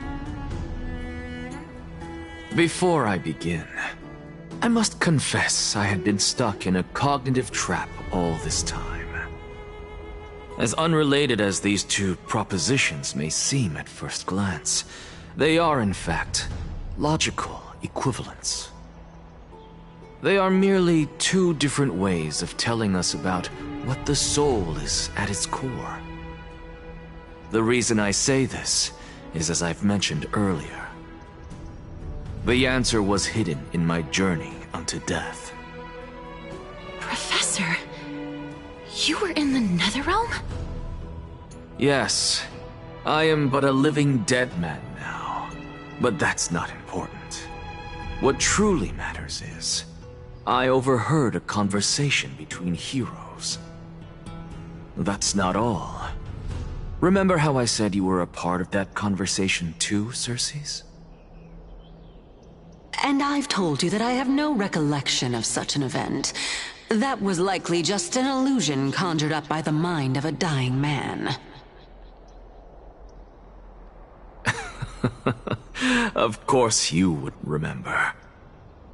Because that wasn't you. That was Calypso, one of the 7 sages of the Grove. Calypso? Huh? Oh, that's the name I made up on a whim when speaking to this girl. How do you know of it? And surely you jest. Don't you think I, of all people, would know if that were the name of one of the 7 sages under the shade of my tree? Don't you claim to know the Grove's past like the back of your hand? It seems you've lost even the memories seared into your soul. Use your head, Circes. Since all of this took place in the realm of the dead, it stands to reason their likenesses are of souls from the past. The living cannot step foot into that world, so who could they be? Think about Calypso. Why does she share your likeness, yet you have no idea who she is? The answer is evident, is it not?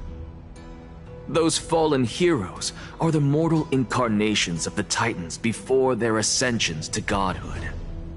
The gods aren't master creators born out of thin air. And they are no different from humans, because they all evolved from one.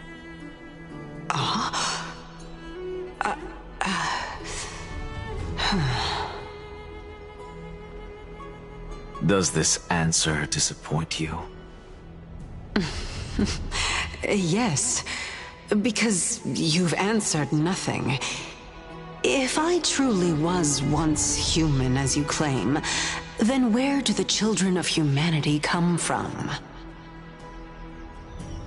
Even on the off chance that you speak the truth, this brings us no closer to grasping Thanatos' whereabouts.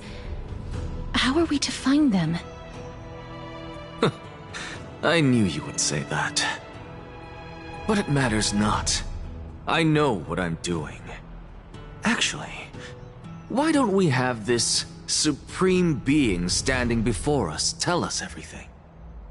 You can revive a Titan? Humans cannot return from the dead. Neither can gods. But all we need to do is look at this from a different perspective, and the problem will resolve itself. The solution is simple. Just like what you did to me. If I'm reborn as Kefali, I can rebuild the world and all within it as they once did. Simple, is it not?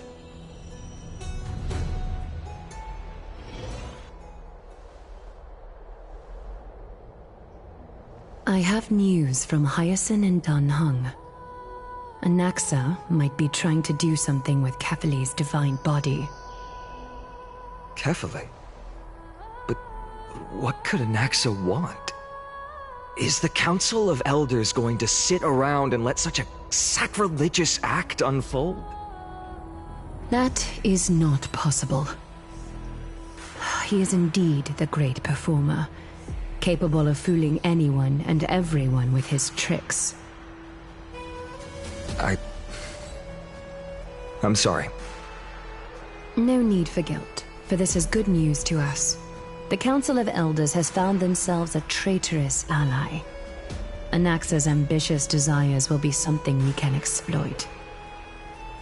What we should be doing now is to keep our eyes peeled for whichever trickery Kynus is up to, and react accordingly to thwart her plans. Being Akima's political center, the Demigod Council holds just as much significance as the Vortex of Genesis.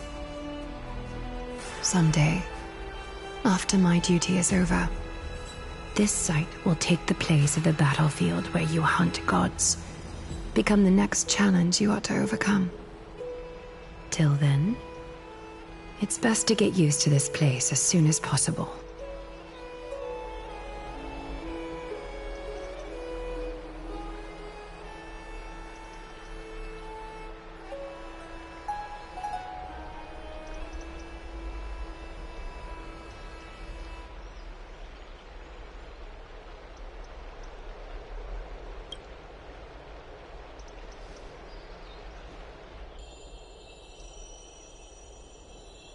Preposterous! The Christos heirs only have their standing because of the Council of Elders! How dare they trample over it! Oh, wow. These people are shooting daggers with their eyes. It's been a while.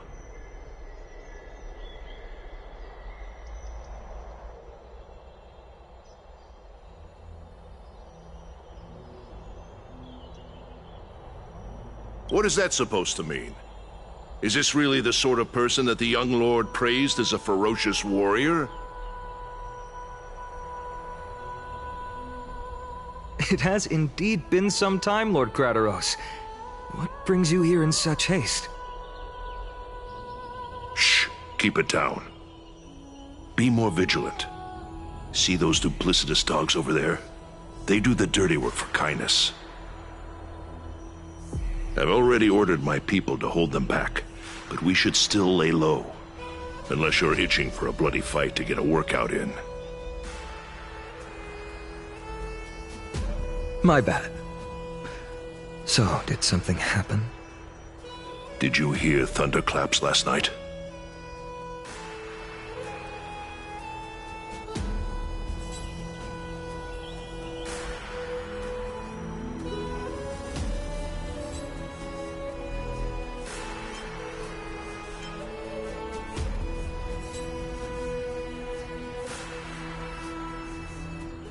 Hacker, what? She's been through a lot lately. Please pardon her. Can you tell us more about these thunderclaps? Thunderclaps are beacon signals of strife. They are a message from the young lord. He threw a spear bearing several words at Akama. Watch out. The Flame Reaver is back. I guessed as much. we didn't actually kill them back at the Kremnos Arena. I figured this is something you would want to know. We Kremnoans never back down from a fight. So if you plan to take that thing down in a battle, reach out to me anytime. You have my gratitude. I will let Aglaya know about this right away. Remind her to be on her toes while you're at it. That vicious kindness has been unusually active lately. Those lackeys she keeps under cover have been going in and out of the city a lot more frequently these days. Some even seem to be getting Kremnoans to defect to the Council.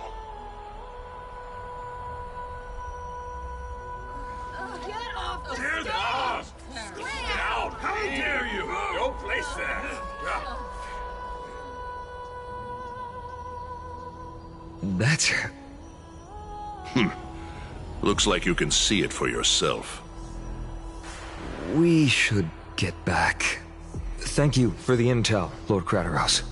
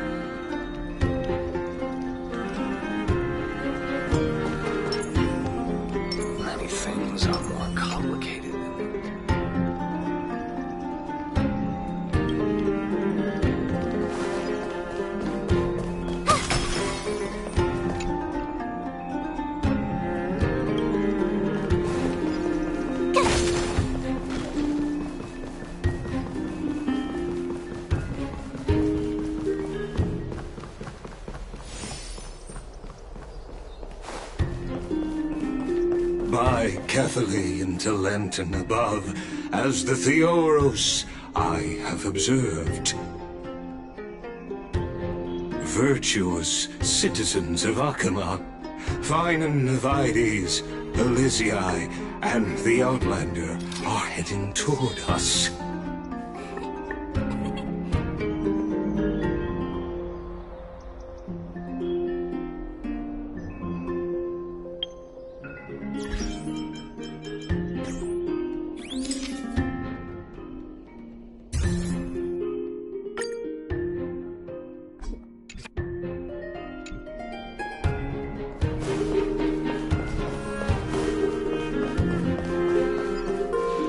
Aglaya, what happened here? I know about the poisonous fangs of that king snake through the golden threads. In the past, I would be confident about keeping her in check, but I admit I am now unable to do so. What do you mean? It is no longer about eloquence or arguments. I have been a demigod for far too long, but I hardly have any humanity left. Before I realized it, I have become no different from these hypocrites, no longer capable of relating to the people. This has come a lot sooner than I expected. But perhaps it is time. I need you to step up, Finan, in order for me to retreat behind the scenes. Yes, this is my duty, but... It is far easier for the Council of Elders to fool many than just fool one person. Their so-called more support is no more than a ruse to distribute power using words instead of lances. There is no glory in winning this debate, but that makes having respect for humans so much more priceless. Finan, you are a Chrysos heir without flaw, capable of relating deeply with humans. I appreciate what you've taught me, Aglaya. I hope we'll live up to your expectations and win this debate.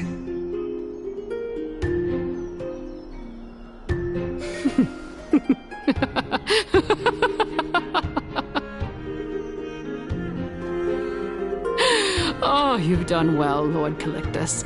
Let me take over and personally close this debate for today. Dearest counselors, let it be known that I sorely miss the blissful times portrayed in lyrical poems. Back then, Amphorius was home to nearly 1,000 cities, each with their own local faith, while gods walked the earth and shared close bonds with humans. Yet, in the present, people from all over are forced to leave their homeland to seek refuge in the holy city, where they hope to rest under Kethali's protection. All of us have long been in the same boat, with no way out of this plight. We didn't have a choice in the past, but now, the Council of Elders brings to the table a new possibility. All I have left is one question for you. Would you rather strive toward the unheard of Era Nova, or return to the prosperous Era Chrysia of our past? Make your choice. Now, which of the two would lead mortals to an ideal future?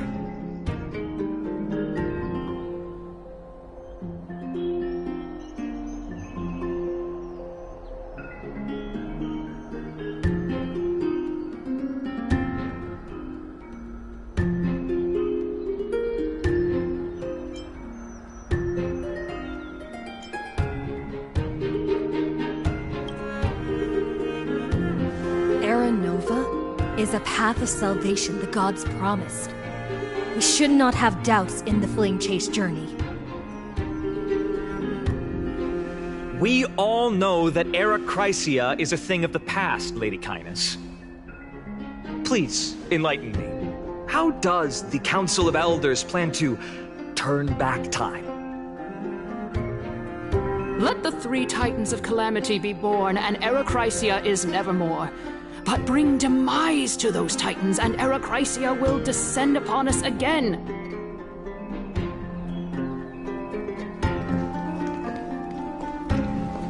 Know that the Council of Elders is never one to make empty promises. Look at who we have on our side. Anaxagoras, one of the Grove's 7 sages, and Castorus, Idonia's goddess of death. With the help of these 2 heroes, I can promise all of you that Erechrysia will exist once more. Aren't they Chrysos heirs? They're supporting the Council of Elders instead? It's clear from the start that these heroes do not get along well in their group. All the more proof that Aglaia isn't fit to speak on behalf of every Chrysos heir. I am in favor of Erechrysia. Erechrysia! Erechrysia!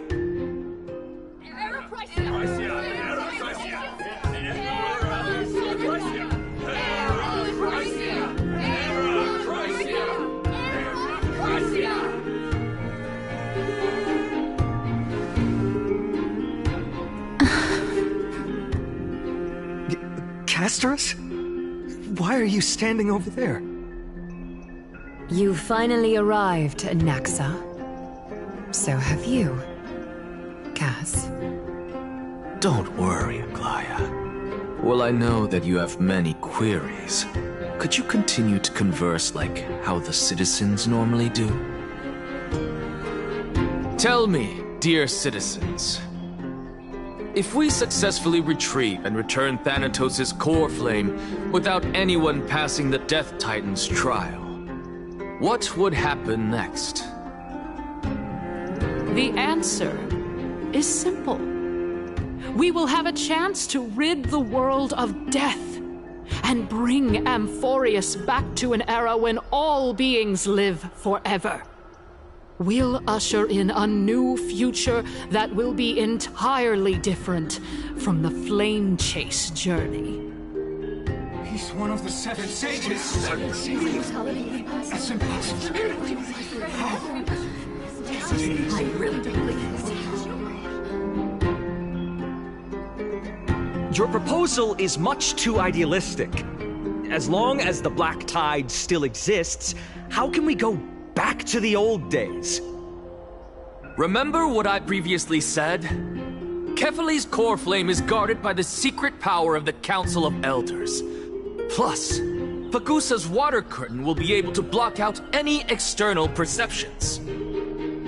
Tell me, dear citizens, have any of you ever seen even a glimpse of the threat that this person is talking about anywhere within the walls of this majestic holy city?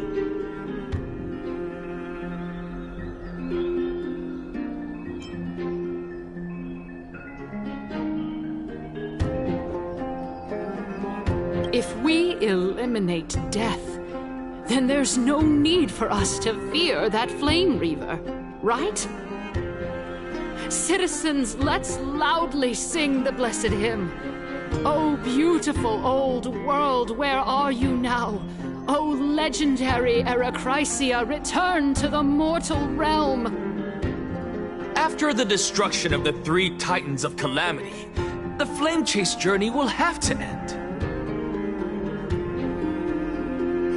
Erechrysia! Yes! Yes! It has to end! It has to end! It has to end! It has to end! This is bad. The masses are now totally riled up. Anaxa, pray tell.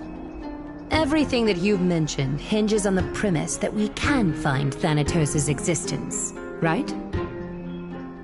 Thank you, Lady Aglaia, for still caring about this city. However, dear citizens, we are truly fortunate and blessed. For Castorus, Idonia's goddess of death, will surely find Thanatos under my guidance. What? With that, I solemnly promise that the core flame Lady Casterus brings back will be personally managed by the Council of Elders. Thereafter, if we are able to garner the support of all of you at the Citizens' Assembly, we shall spare no effort in ensuring that the Era Chrysia will return to our world once again.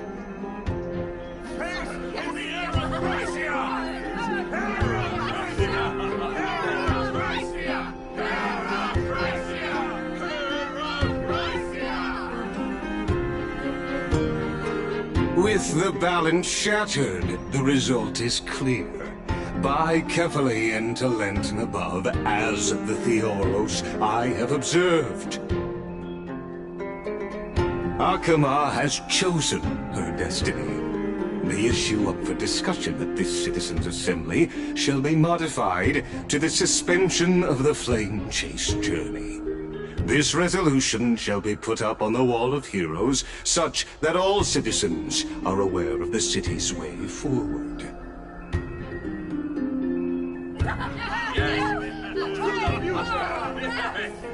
Yes, fantastic.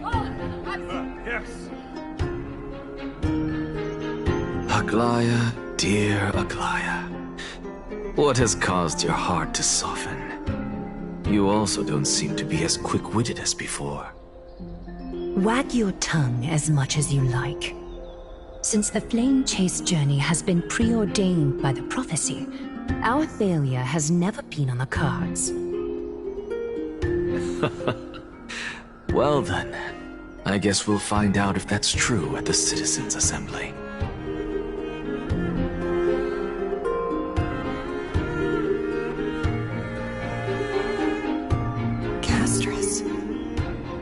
What's going on?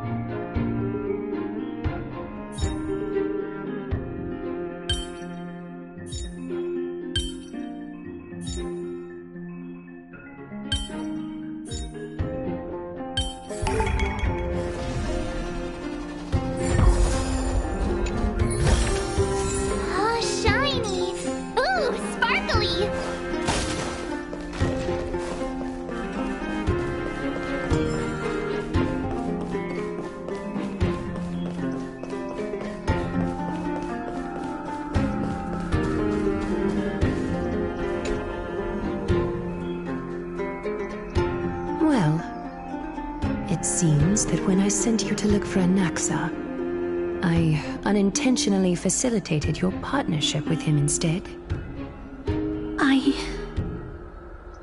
My apologies, everyone.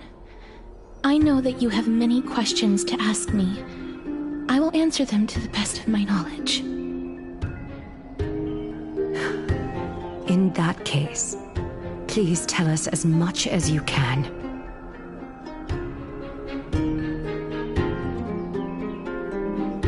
In actuality, he showed me a past that was both long and heavy. The reason I say this is as I've mentioned earlier. The answer was hidden in my journey unto death. Professor, you were in the Netherrealm? Yes, I am but a living dead man now. But that's not important. What truly matters is, I overheard a conversation between heroes.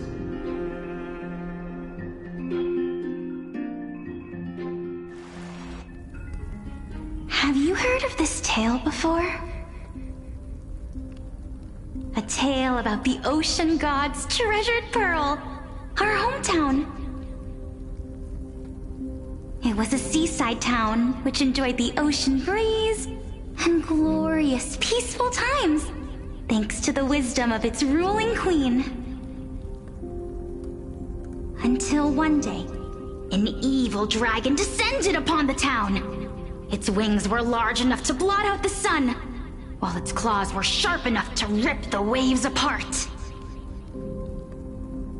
It barged into the tall tower and devoured the queen's beloved daughter. It even settled itself in her bedroom, like a tyrant king. The queen assembled 300 warriors who managed to subdue the evil dragon by chaining it up. However, when the queen slit open the dragon's belly, she realized that the princess had long since been digested, and all that was left of her was a pile of bones. Devastated, the queen wept for several days. It was then that a devious, smooth-talking scholar arrived at the palace and suggested that the princess could be revived through the use of dragon bone and dragon blood. That liar called this process the secret art of alchemy. The princess was reborn! The queen was overjoyed, blissfully unaware that the evil dragon's soul still lurked within the princess's body. As revenge, the evil dragon swallowed the poor queen, the glib liar, the courageous warriors, and all of the town's innocent civilians in a single gulp. Worse still, the souls of the deceased refused entry to the Netherrealm because they were filled with regret. Forced to roam the mortal realm, these resentful souls ultimately converged into a river of souls that would not retreat for a long time. The terrifying death had consumed all. Thereafter, our hometown fell into ruin as well. Until...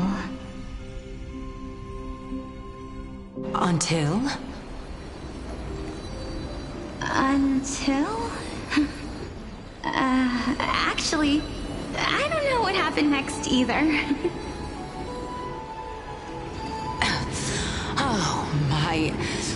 It seems that you still like to whet people's appetites even after all this time, Pelixia. So, according to your story, this is how I used to look? It's practically a mirror image. And yet, what exactly is this? A miracle that I created with alchemy. As for what it is and how I was able to accomplish it, I'll keep the answers to myself for now. My goodness, is this cliffhanger really necessary?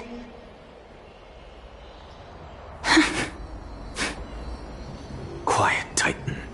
Continue to enjoy this splendid play, and the truth will naturally reveal itself. Dragon, huh? I've heard this legend before. In that case, what do you think of it? I think that this so-called alchemy was a tenuous analogy added to the story by future generations.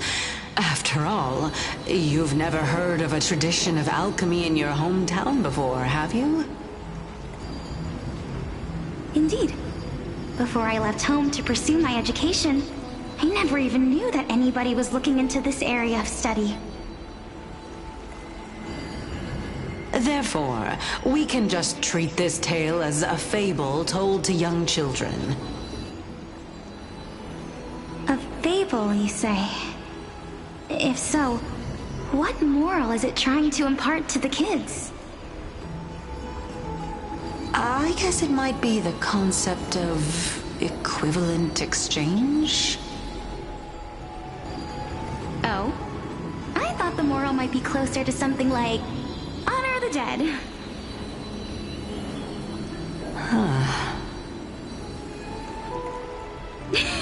What? At a loss for words? No, I merely realized that we're both thinking of the same principle.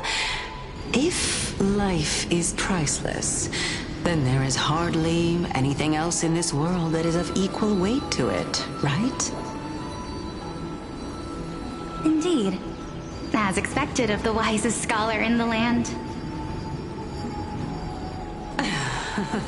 You flatter me. Why don't I ask you a question as well, as a form of equivalent exchange? Of course. What is your question? If I imparted my knowledge of the art of alchemy to you, would you use it to resurrect someone you loved? What? What kind of strange question is this? I got it. You're just trying to get me to tell you whether I like anyone, right? Let's just leave it at that. That was rude of me. Yes, I would.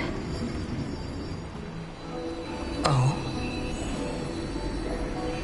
Death is inevitable. In the days to come, I'm certain that someone whom I cherish deeply will leave me for good. If such a mighty power really existed, I think I would use it without hesitation. After all, you, me, and the rest will all have to face that fateful moment eventually.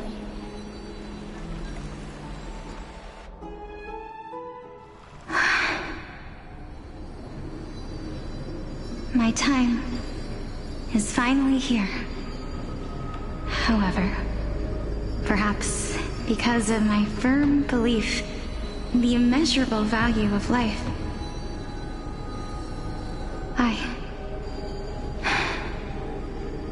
I am unable to complete the trial. You shall wither, and through that, the dead will sprout again from the remains, and be reborn with the dead flame. It is a pity that fate is such a cruel mistress. Is there no other way of interpreting those words? I'm afraid that the meaning is clear. Between my sister and me, one must pay the price.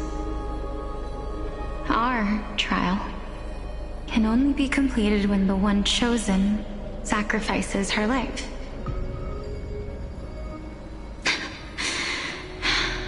I'm afraid that the prophecy might even have selected a pair of twins for this exact purpose. Fortune makes fools of us all. My sister is prepared to sacrifice herself. And yet, I can't do the same. How absurd. My time is almost up, but I'm still afraid to welcome death. What should we do? If I'm ultimately not able to make up my mind... Since Chaos is willing to guide all of us and leave this trial to the end, there is still plenty of time for you to ponder. That's right. Don't allow the fog of an uncertain future to cloud your mind. Trial, prophecy, the topics that they're discussing seem familiar. But these three people must not have left their names in the epics. Otherwise, I would have some recollection of this. Amphorius's history before the Titans were born was complete chaos. Is that not strange by itself? I have long held 3 hypotheses about this.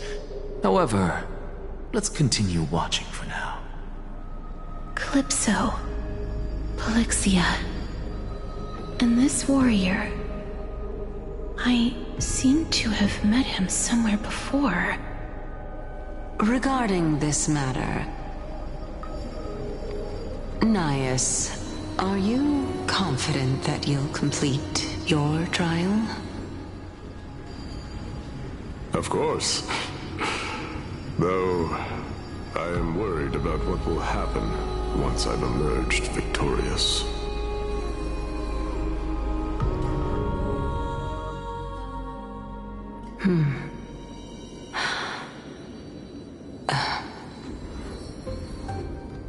Looks like you have made up your mind. Yes, this is the safest course of action. Completely separating courage, honor, tenacity, sacrifice, and reason. You really know how to make things difficult.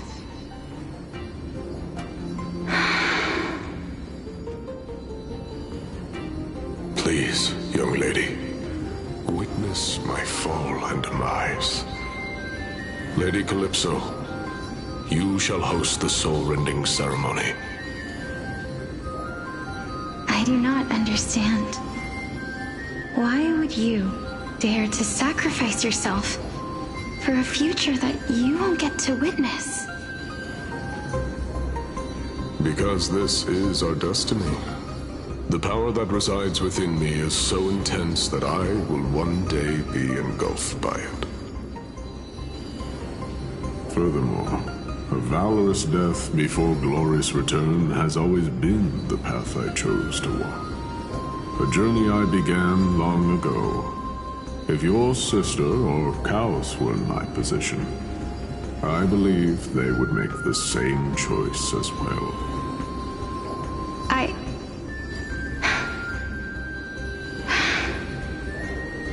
I'm not that brave. I don't know how I'm supposed to face such a serious affair.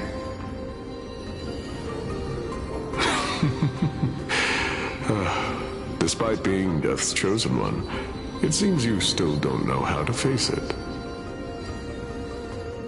Let's chat, young lady. Perhaps I shouldn't end my journey so hastily. Since there's still time, I'm not worried about letting fate wait a little longer. Of course. This warrior is Lord Nias. As the embodiment of Nikador's divinity, he entrusted his life to us and allowed humankind to end his madness. That means that what I'm currently seeing before my eyes is, in fact... Looks like one hypothesis of mine has already been proven true. These heroes are the true forms of the Titans. before they attain their divinity. If so, the chosen one of death that he speaks of is actually... Polixia? Is the previous form of Thanatos? But her appearance... If this is true, as long as we can find out where she went, we'll naturally be able to figure out the location of the Death Titan.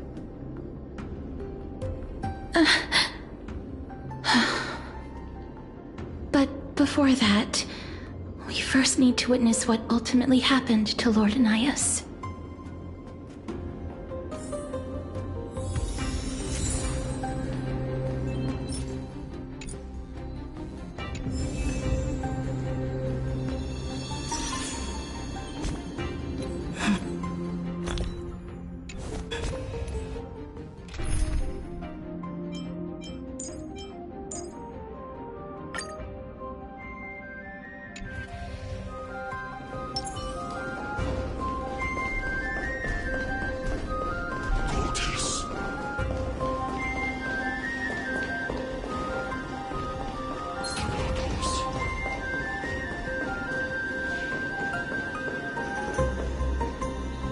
Nikador's courage is a testament that they have never once retreated from a battle. I've heard that these words are still engraved in Castrum Kremnos even today. It didn't occur to me that they were actually part of an alchemical formula.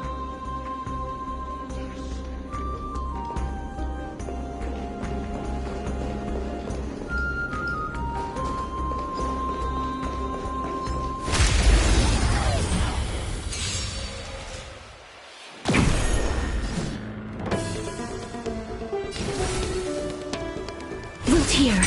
Too late to repent.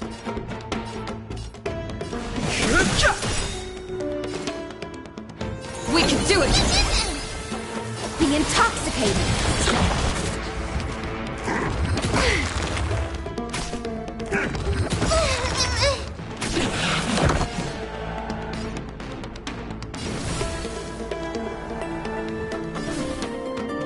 As you wish.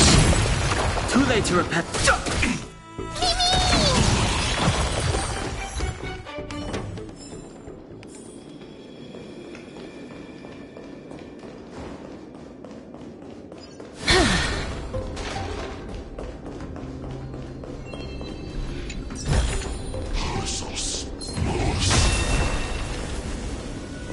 Emerge from your cocoon.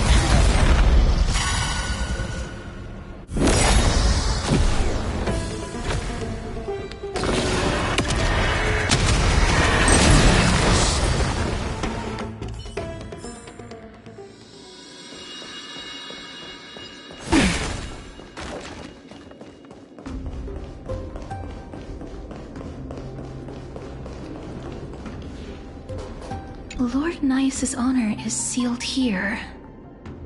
Incredible. The honor in this child's soul is so light.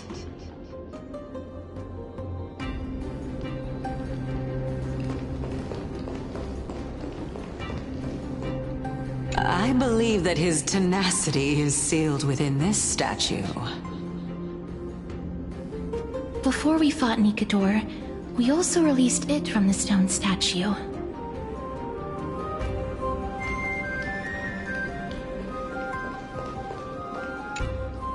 Honor, courage, tenacity, sacrifice. And finally, the only thing that remains is reason. Cheer up, young lady. There is no need to shed tears over a glorious death. All farewells in this world are sorrowful, Lord Nias. No, young lady. As a warrior, I have witnessed too many bitter deaths. But now, all I feel is peace. I did not know until this moment that mortals else could live their lives in such a way. Although only a sliver of your soul remains, you remain so optimistic. Or maybe the truth is that you aren't able to feel sorrow anymore. To be honest, I don't know either. But I am certain of one thing. This is not an acceptance of death nor apathy toward it. It's not even a feeling of despair. I am just enjoying what remains of my life to the fullest. Enjoying? Indeed. Along this journey that we've taken together, not only have I changed the world, I myself have also changed in the process. And now I have reached the journey's end. When I look back and see the grand epic that I've personally written, how could I not revel in that fact? But when you depart the mortal realm, won't all of your accomplishments be reduced to nothing? Separation and death are two sides of the same coin. Reconciling this doesn't come easily for a mortal.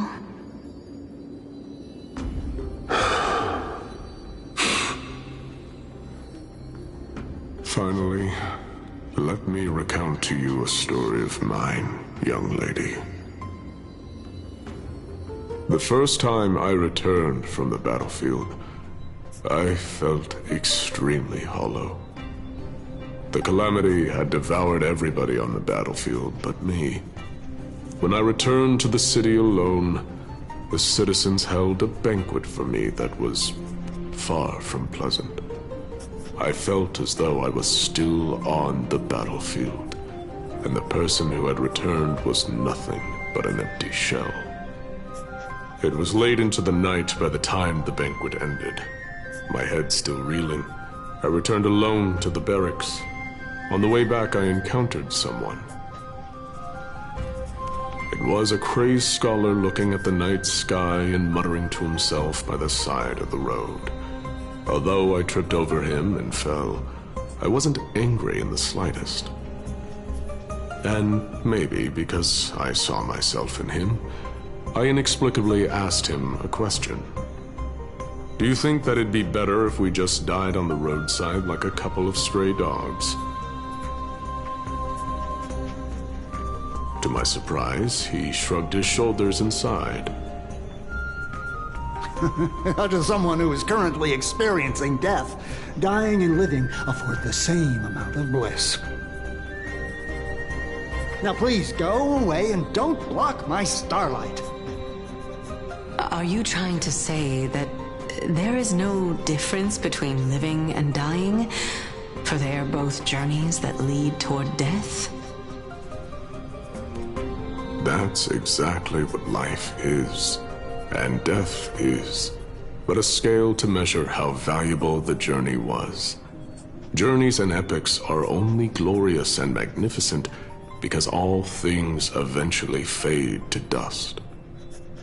Therefore, young lady, don't detest your fate. Instead, willingly and respectfully embrace it. The embodiment of strife telling me about the majesty of the world. Indeed. I believe that when the fated moment eventually arrives, you will be able to understand my words. It is time for me to knock on death's door. I will set up a long table at the end of the road and humbly await your arrival. When that moment finally comes, let us drink and be merry then.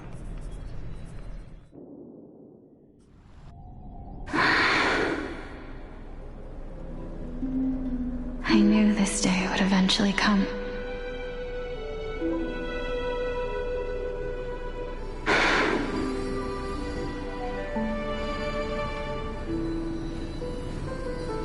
Are the both of you you ready? Polixia. I'm here.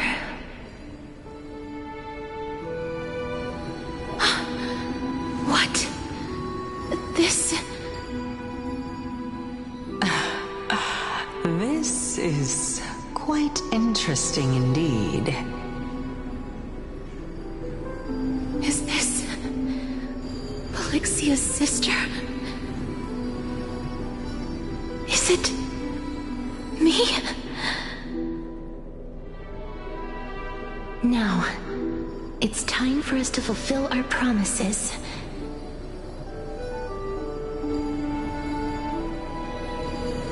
Are you afraid?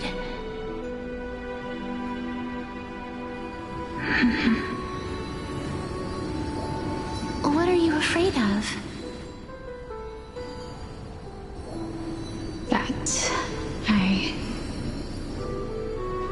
won't be able to do it.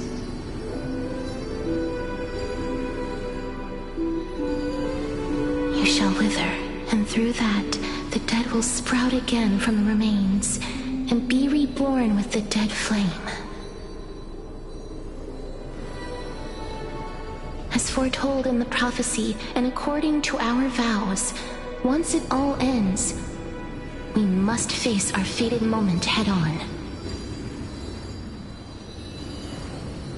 Even if it was prophesied, do we have no say in the matter? It's so unfair. Why are we the only ones who are forced into mutual destruction? Let me do it, sister.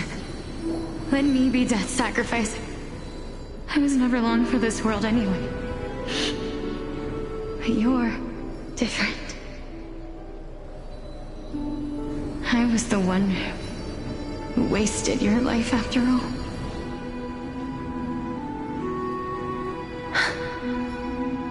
You're wrong, Polixia.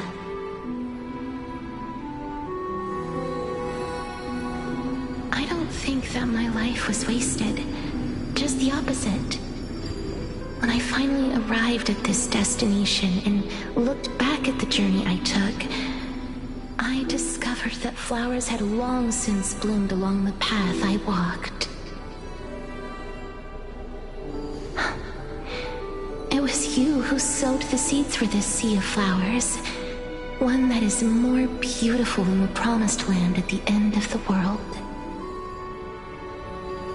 Besides, I have lived a fulfilling life. Even though I was fated for sacrifice, none of the things that I've experienced will dissipate. Instead, they'll forever live on as memories inside your head.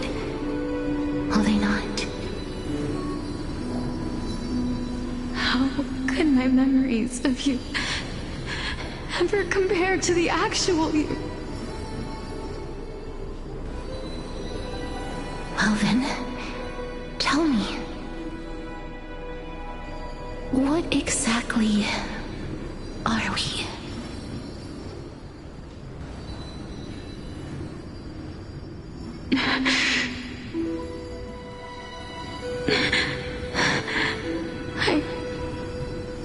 I don't know.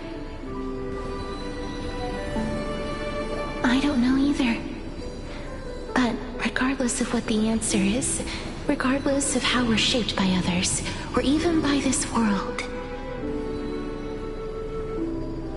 ever since we were born, the fact that we existed was predestined, and nothing could erase it. This is why I will always, always be by your side. We're twins, after all.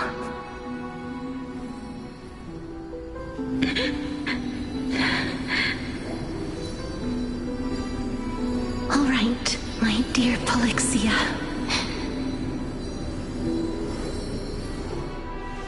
It's time to extract my heart and light the flame of death. After that, Use it to plant the first bud in the prophesied new world.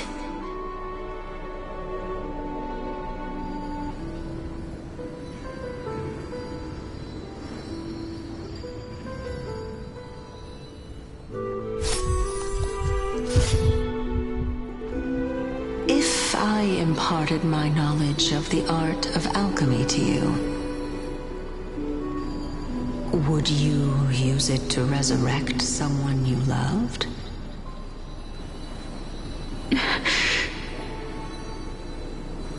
Death is inevitable. In the days to come, I am certain that someone whom I cherish deeply will leave me for good. If such a mighty power really existed, I think I would use it without hesitation. Even now, my answer remains the same. This is why, sister, I promise you, in the prophesied new world, I shall plant the first bud on your behalf. Go now. Return to the ocean god's treasured pearl, our hometown. I shall open wide the entrance to the Netherrealm and grant you a second life. The living beings on this earth shall respond to my call and lead you to the sacred daylight. Remember, do not look back on the land of the dead, and do not stop moving. In the new world promised by the prophecy, march toward your new life. As for the price of our equivalent exchange, let me be the one to pay it.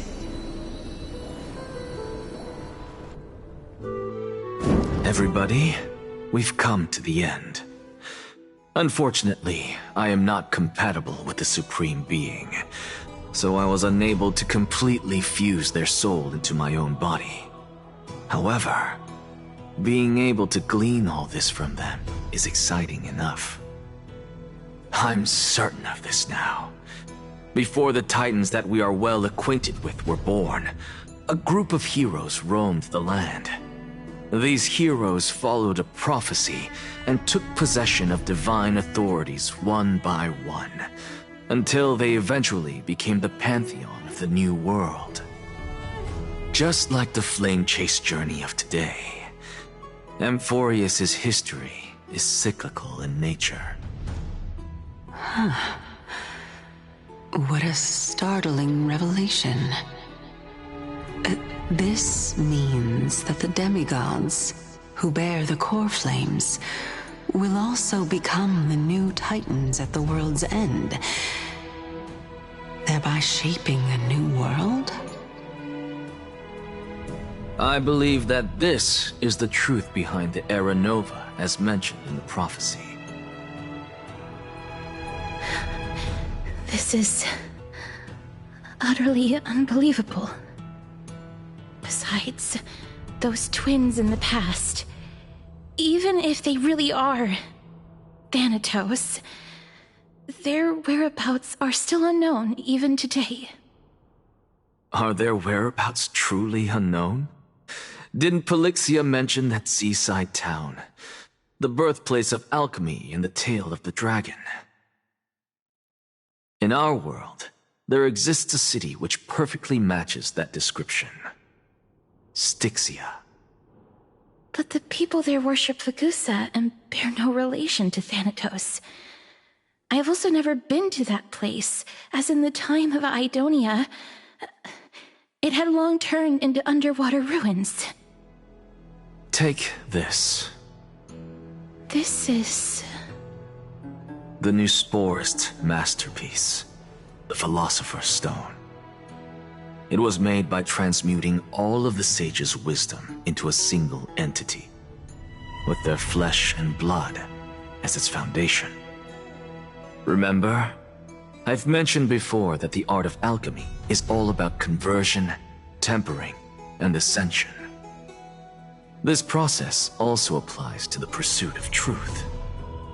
Regardless of how unbelievable this sounds, the truths of the world have been refined from the impurities. Think about the story of the dragon. This stone will lead you to your real hometown, allowing you to reform the door to the Nether Realm and discover Thanatos' fate. You still look as confident in your victory as ever. But what if your conjecture is wrong? Simple. I shall merely admit to the entire world that my experiment was a failure. However, my line of thinking will not fail because I have already planted the seeds of doubt into the hearts of the masses. Actions speak louder than words, Castoris. With the assembly about to begin, don't forget the promise you've made. I've already searched for so long. I'm willing to try one more time. While we converse, her life is also slowly slipping away. But before I leave, I have another question. What exactly did we witness just now? That was the world imprinted in Kefali's soul. If we are to prove its existence, you must take the final step. Go. Do not disappoint me. I understand. Hey, child of humanity. Don't get antsy. I still remember the question you posed to me. As a scholar, I do not wish to offer up ambiguous conclusions. Let's discuss this topic again when she manages to find the evidence. I merely wanted to ask, was that stone transmuted from your heart? If so, rebirth is no longer an option for you. Why not? When I was a child, I lost someone dear to me. When I was a teenager, I lost my faith. A while back, although you saved my life, I also lost my soul in the process. Now I'm merely forsaking my body. What's the big deal? Why are you always finding ways to die? Isn't it good to be alive? This is but a necessary sacrifice on my path to transform into the purest of them all. Can someone who's dead even claim to be the purest of them all? Furthermore, if your hypothesis is proven correct, does it not just confirm that the myths are true, and thereby invalidate all your theories? No, it's just the opposite. If my hypothesis is correct, it means that I can actually ascend to godhood and reshape this absurd world that you all have created.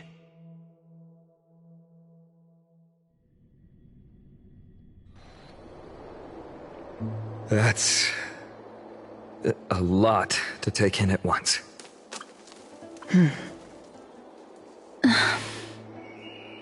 Lady Aglaia, please, let me explain. Go on. You know that the core flame of death has always been the greatest unknown regarding the Era Nova, which is why both you and Kainis desire to gain the power to control that core flame in the approaching Citizens' Assembly.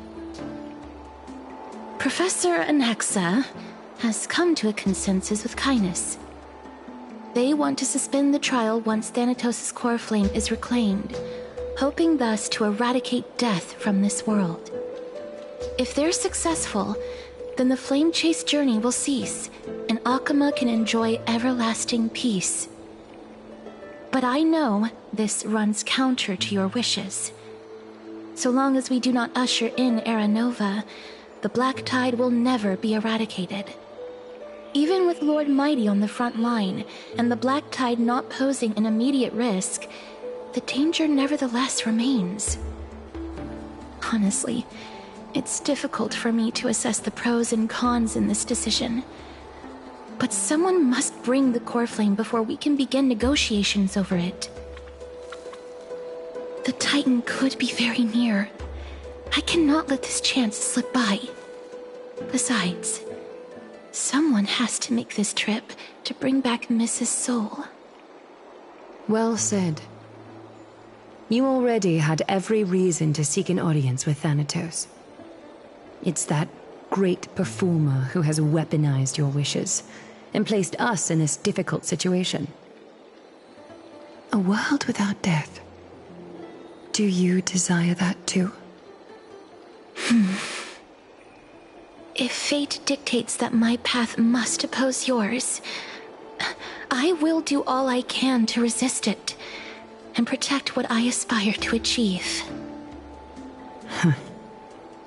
Lord Mighty showed me that without taking the first step, all talk of what follows is moot.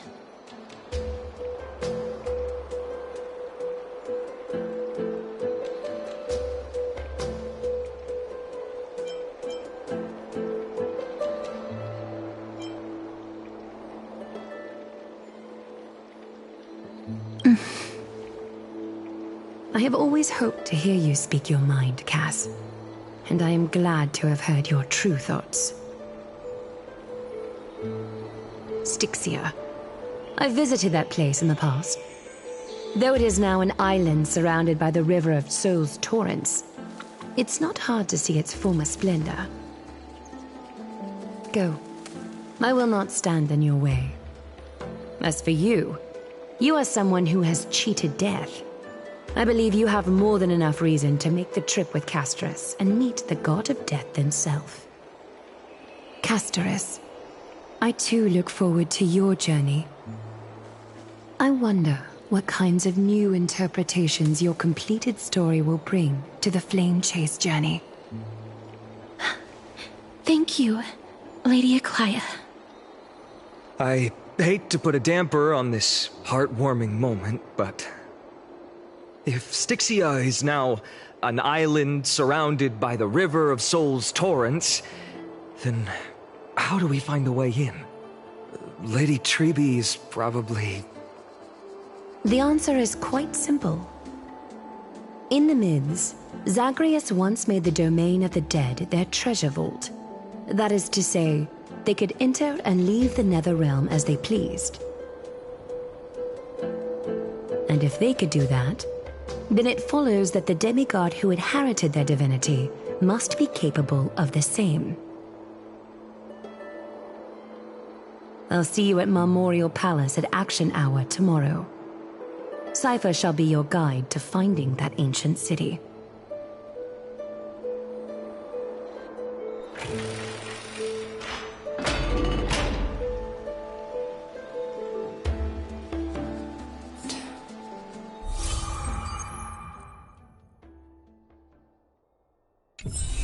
Downhung isn't back yet, huh? Cheese!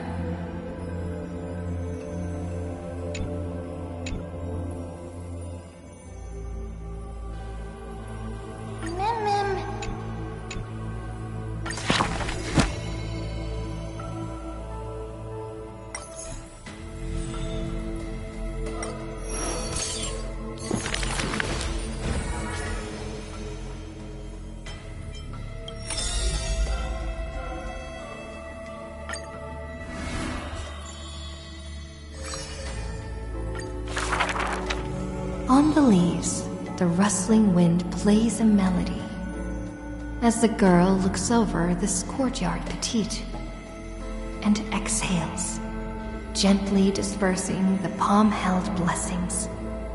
The entire yard is lit softly, like a dandelion bathed in sunlight.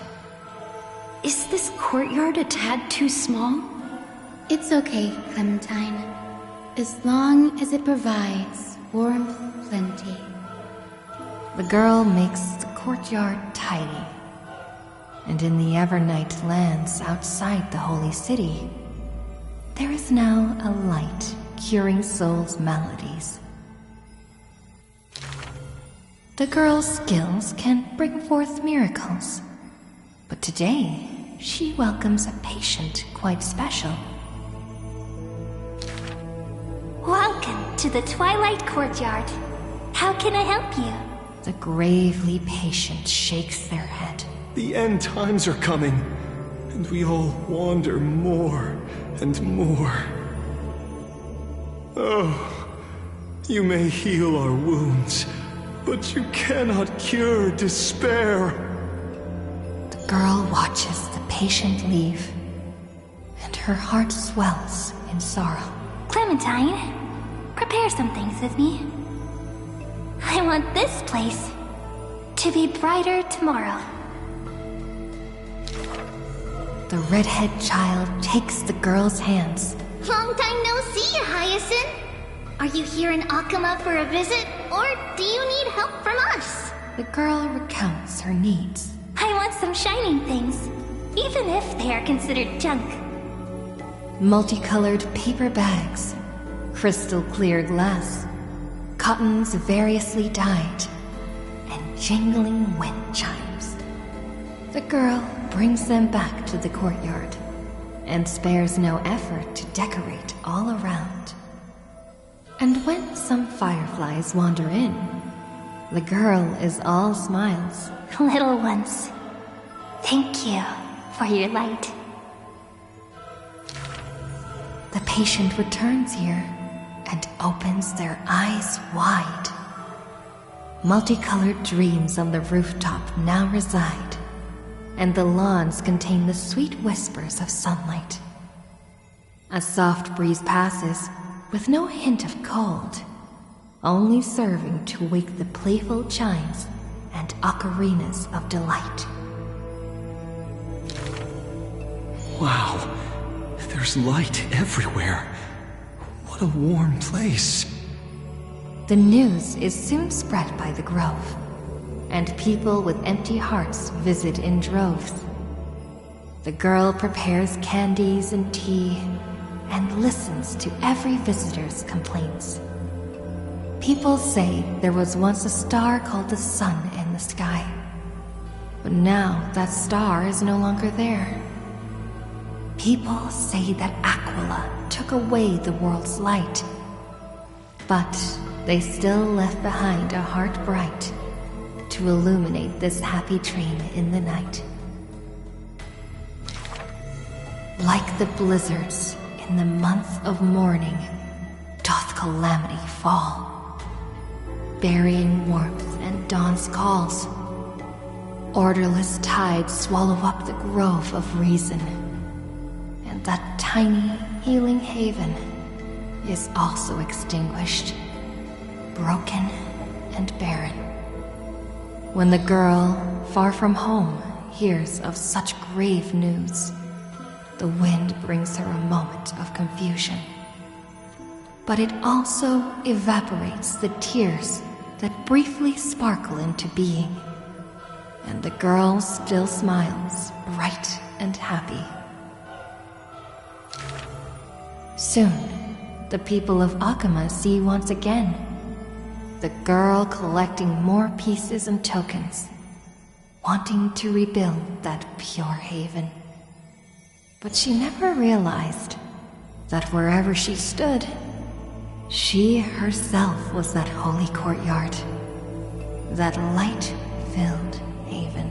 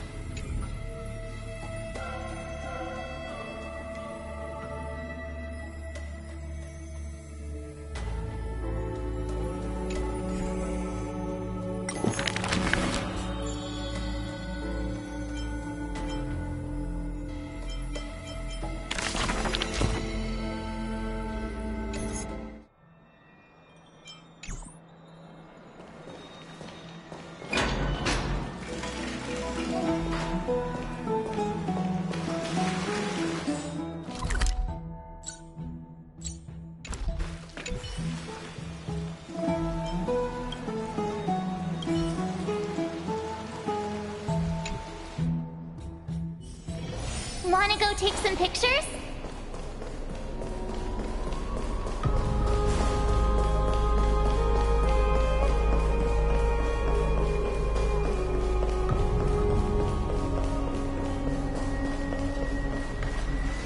The taste of celestial emperor.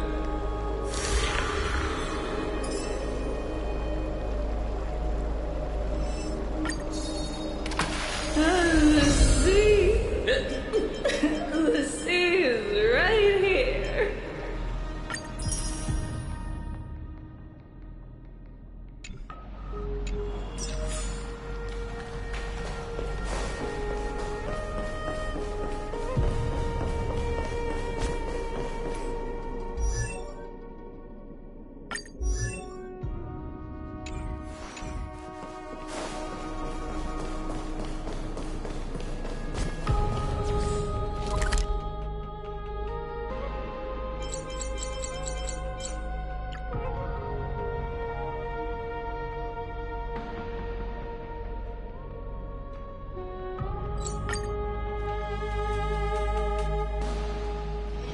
Wanna go take some pictures?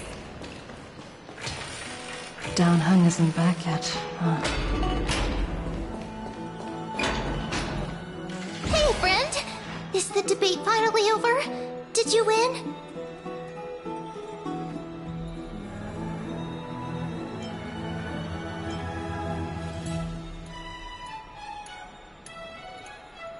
What a glorious defeat! You sure know how to look on the bright side. Well, moving on. I was hard at work even while you were at the debate. I borrowed a mountain of books from Cass to see if I could find a way to solve your problem. Let's see. I still have only 32 books to go.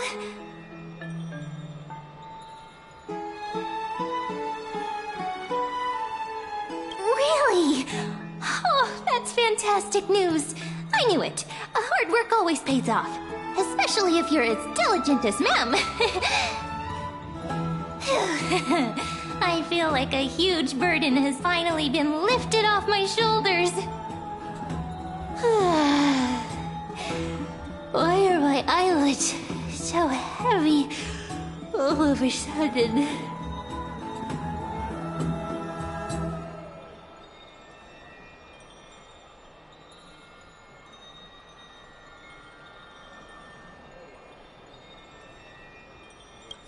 You're right. Then I'll go back to...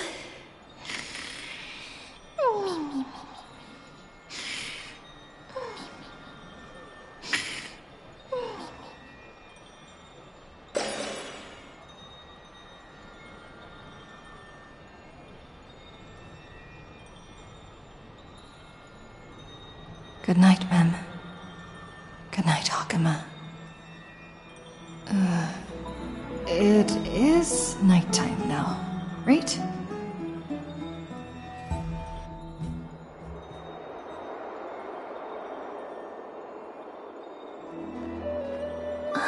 Cass? What a surprise. Lady Treeby. Is something troubling you? I just wanted to speak to Lady Trian for a bit before I set off. No matter how breathtakingly beautiful Styxia once was, the place is now the domain of the departed. There is no telling what we'll encounter there. I don't want to have any regrets. Has anyone told you that your eyes are sparkling today? Is that a figure of speech? In the past, when you did smile once in a while, all of us could see that your heart remained troubled even as you smiled. Lady Treeby, you know perfectly well that see you tomorrow is nothing but a white lie. I hope your toughness is not a mask hiding a lonely heart. Cass, you hardly ever talked of your past. None of us knows what you went through, apart from Maggie. But we know it must have been filled with pain and hardships, as it is the fate every Chrysosaur is destined to live out. We are just happy for you that the core flame you're meant to inherit has finally surfaced. Isn't it a little too soon to say that? But you already know where tomorrow is, don't you? There's no need to rely on anyone else. Just give it your all and leave no regrets. We have always believed that your embrace is just as warm as everyone else's.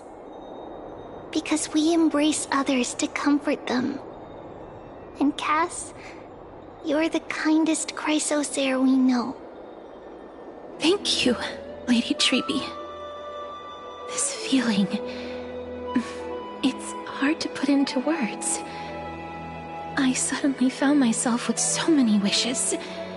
So much I want to accomplish before setting off. Then go do it, Cass. Trian was actually working on a surprise gift for you. It's a pity she didn't get to finish it. But now Trinan and I are working on it, and we'll make sure to give it to you. So, let's meet back here when you return from Styxia. Safe travels. See you tomorrow!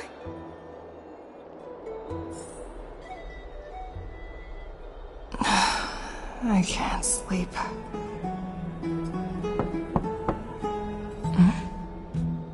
Who could it be?